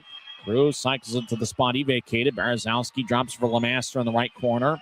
A minute 43 left in the third period. Lemaster breaks free of Gratton. Now Lemaster around the net towards Barazowski. Up top, Hudson Wilson will fire it off the stick of Lebster. As Gratton will get it towards Friesen, who bats it about knee high. It goes deep into the Kansas City zone as a creative Dump in by Friesen. Webster, right point, will bounce it off a Kansas City stick. Berezowski gets the puck, skates down Broadway, across the center ice. No wobble, one deep into the Grizzlies zone. Wells cuts it off at the far goal line. Got one question for Mark Larson. Stucker will fire a rink-wide feed and go right off a Genev stick. And Mark Larson, how much time's remaining in the third period? 1 minute remaining in the third period. Thank you, Mark. Salem gets it in deep. Thanks for sticking with us. I know the score is a little bit lopsided. Thanks for hanging out with us on YouTube and Flow Sports. Obviously, Flow Sports, the exclusive streaming provider of the league, and YouTube, which is our unique radio broadcast in quotation marks. We've been going with for now, this is what, the fourth year, as Grizzlies win the puck. Genev to the right side, fires it in wide. 30 seconds left in regulation. Will Gavin, 2 goals tonight. Gavin with a definite multiple-point game. He's a +2. Or at least he was going into the third period, but the star of stars is Jack Randall with 3 goals and 1 assist. Mavericks from neutral ice will skide into the Grizzlies zone. 15 seconds left. And this was a tough one. Grizzlies were looking for a victory. They've lost 6 in a row and now make it 7. Utah took a 1-0 lead as Robbie Stucker scored from the right point. And Kansas City scored 7 unanswered. Final score from Maverik Center. It's the Kansas City Mavericks 7 and the Utah Grizzlies 1. Post-game show. I guess we'll begin. And if you're a Grizzlies fan, it's probably going to be a quick one.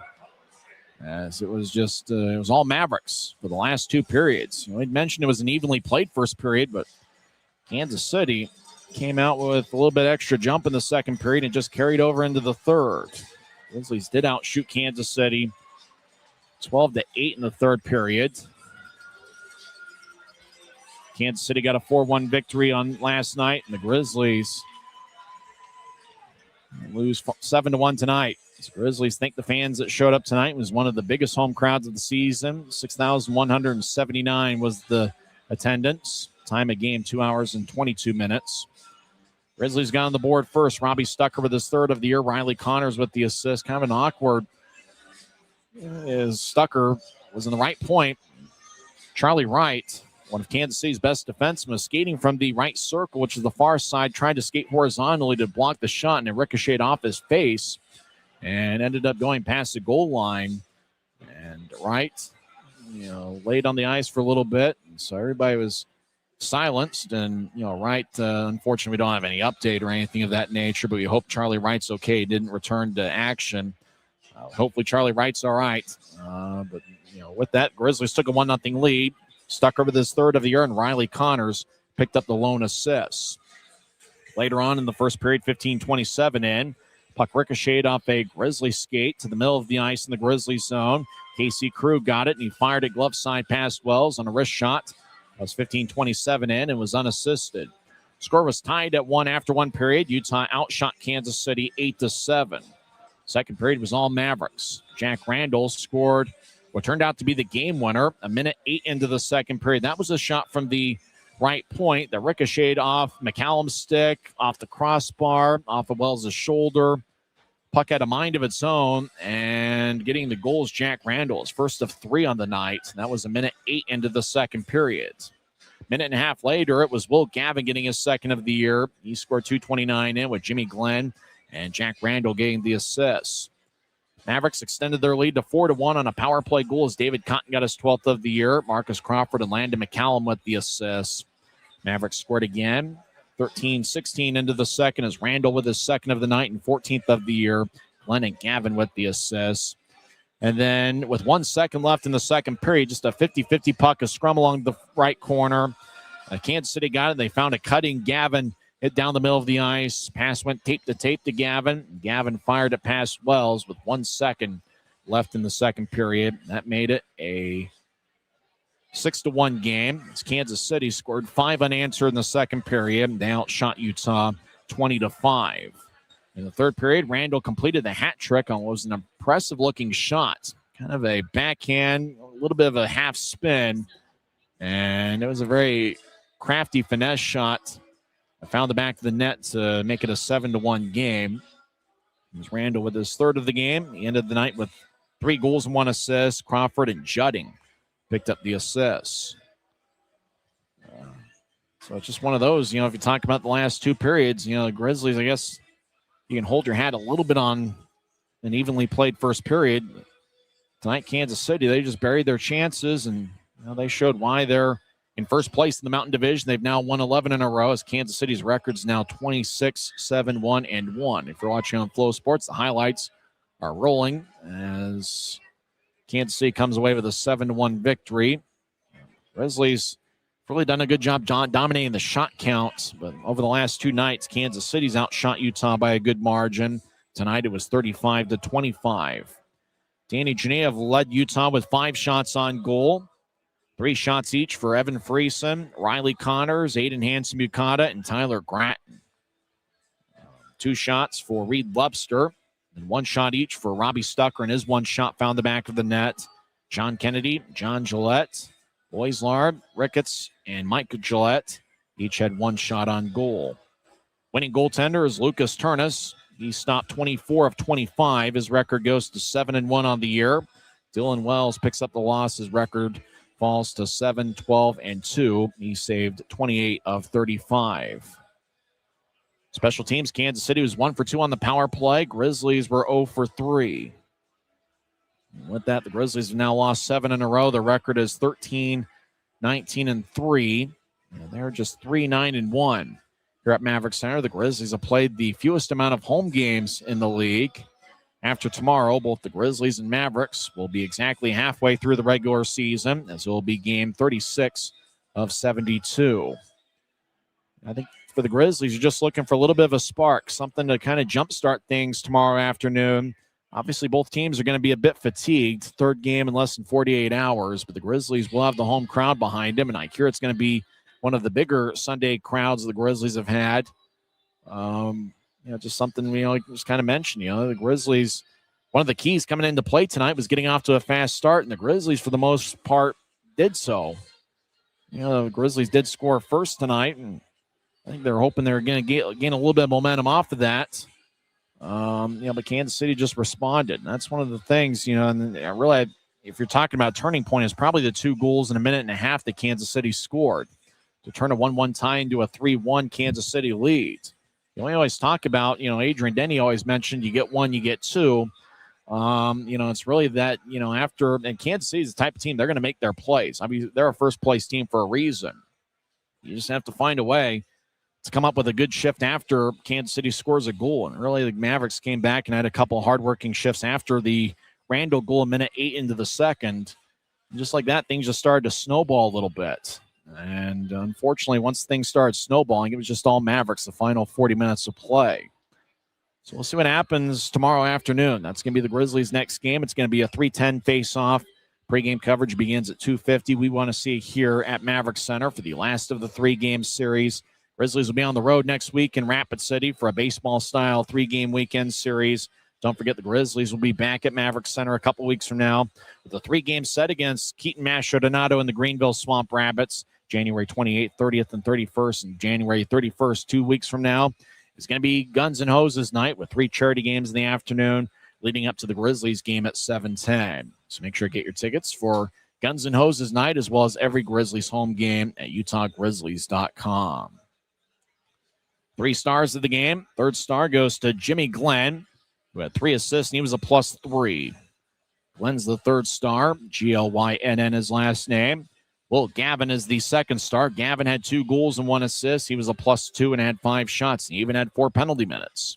So Will Gavin is the 2nd star. The number 1 star goes to Jack Randall, who scored 3 goals and 1 assist. He was a +4 and had 4 shots. Jack Randall is the number 1 star of the game.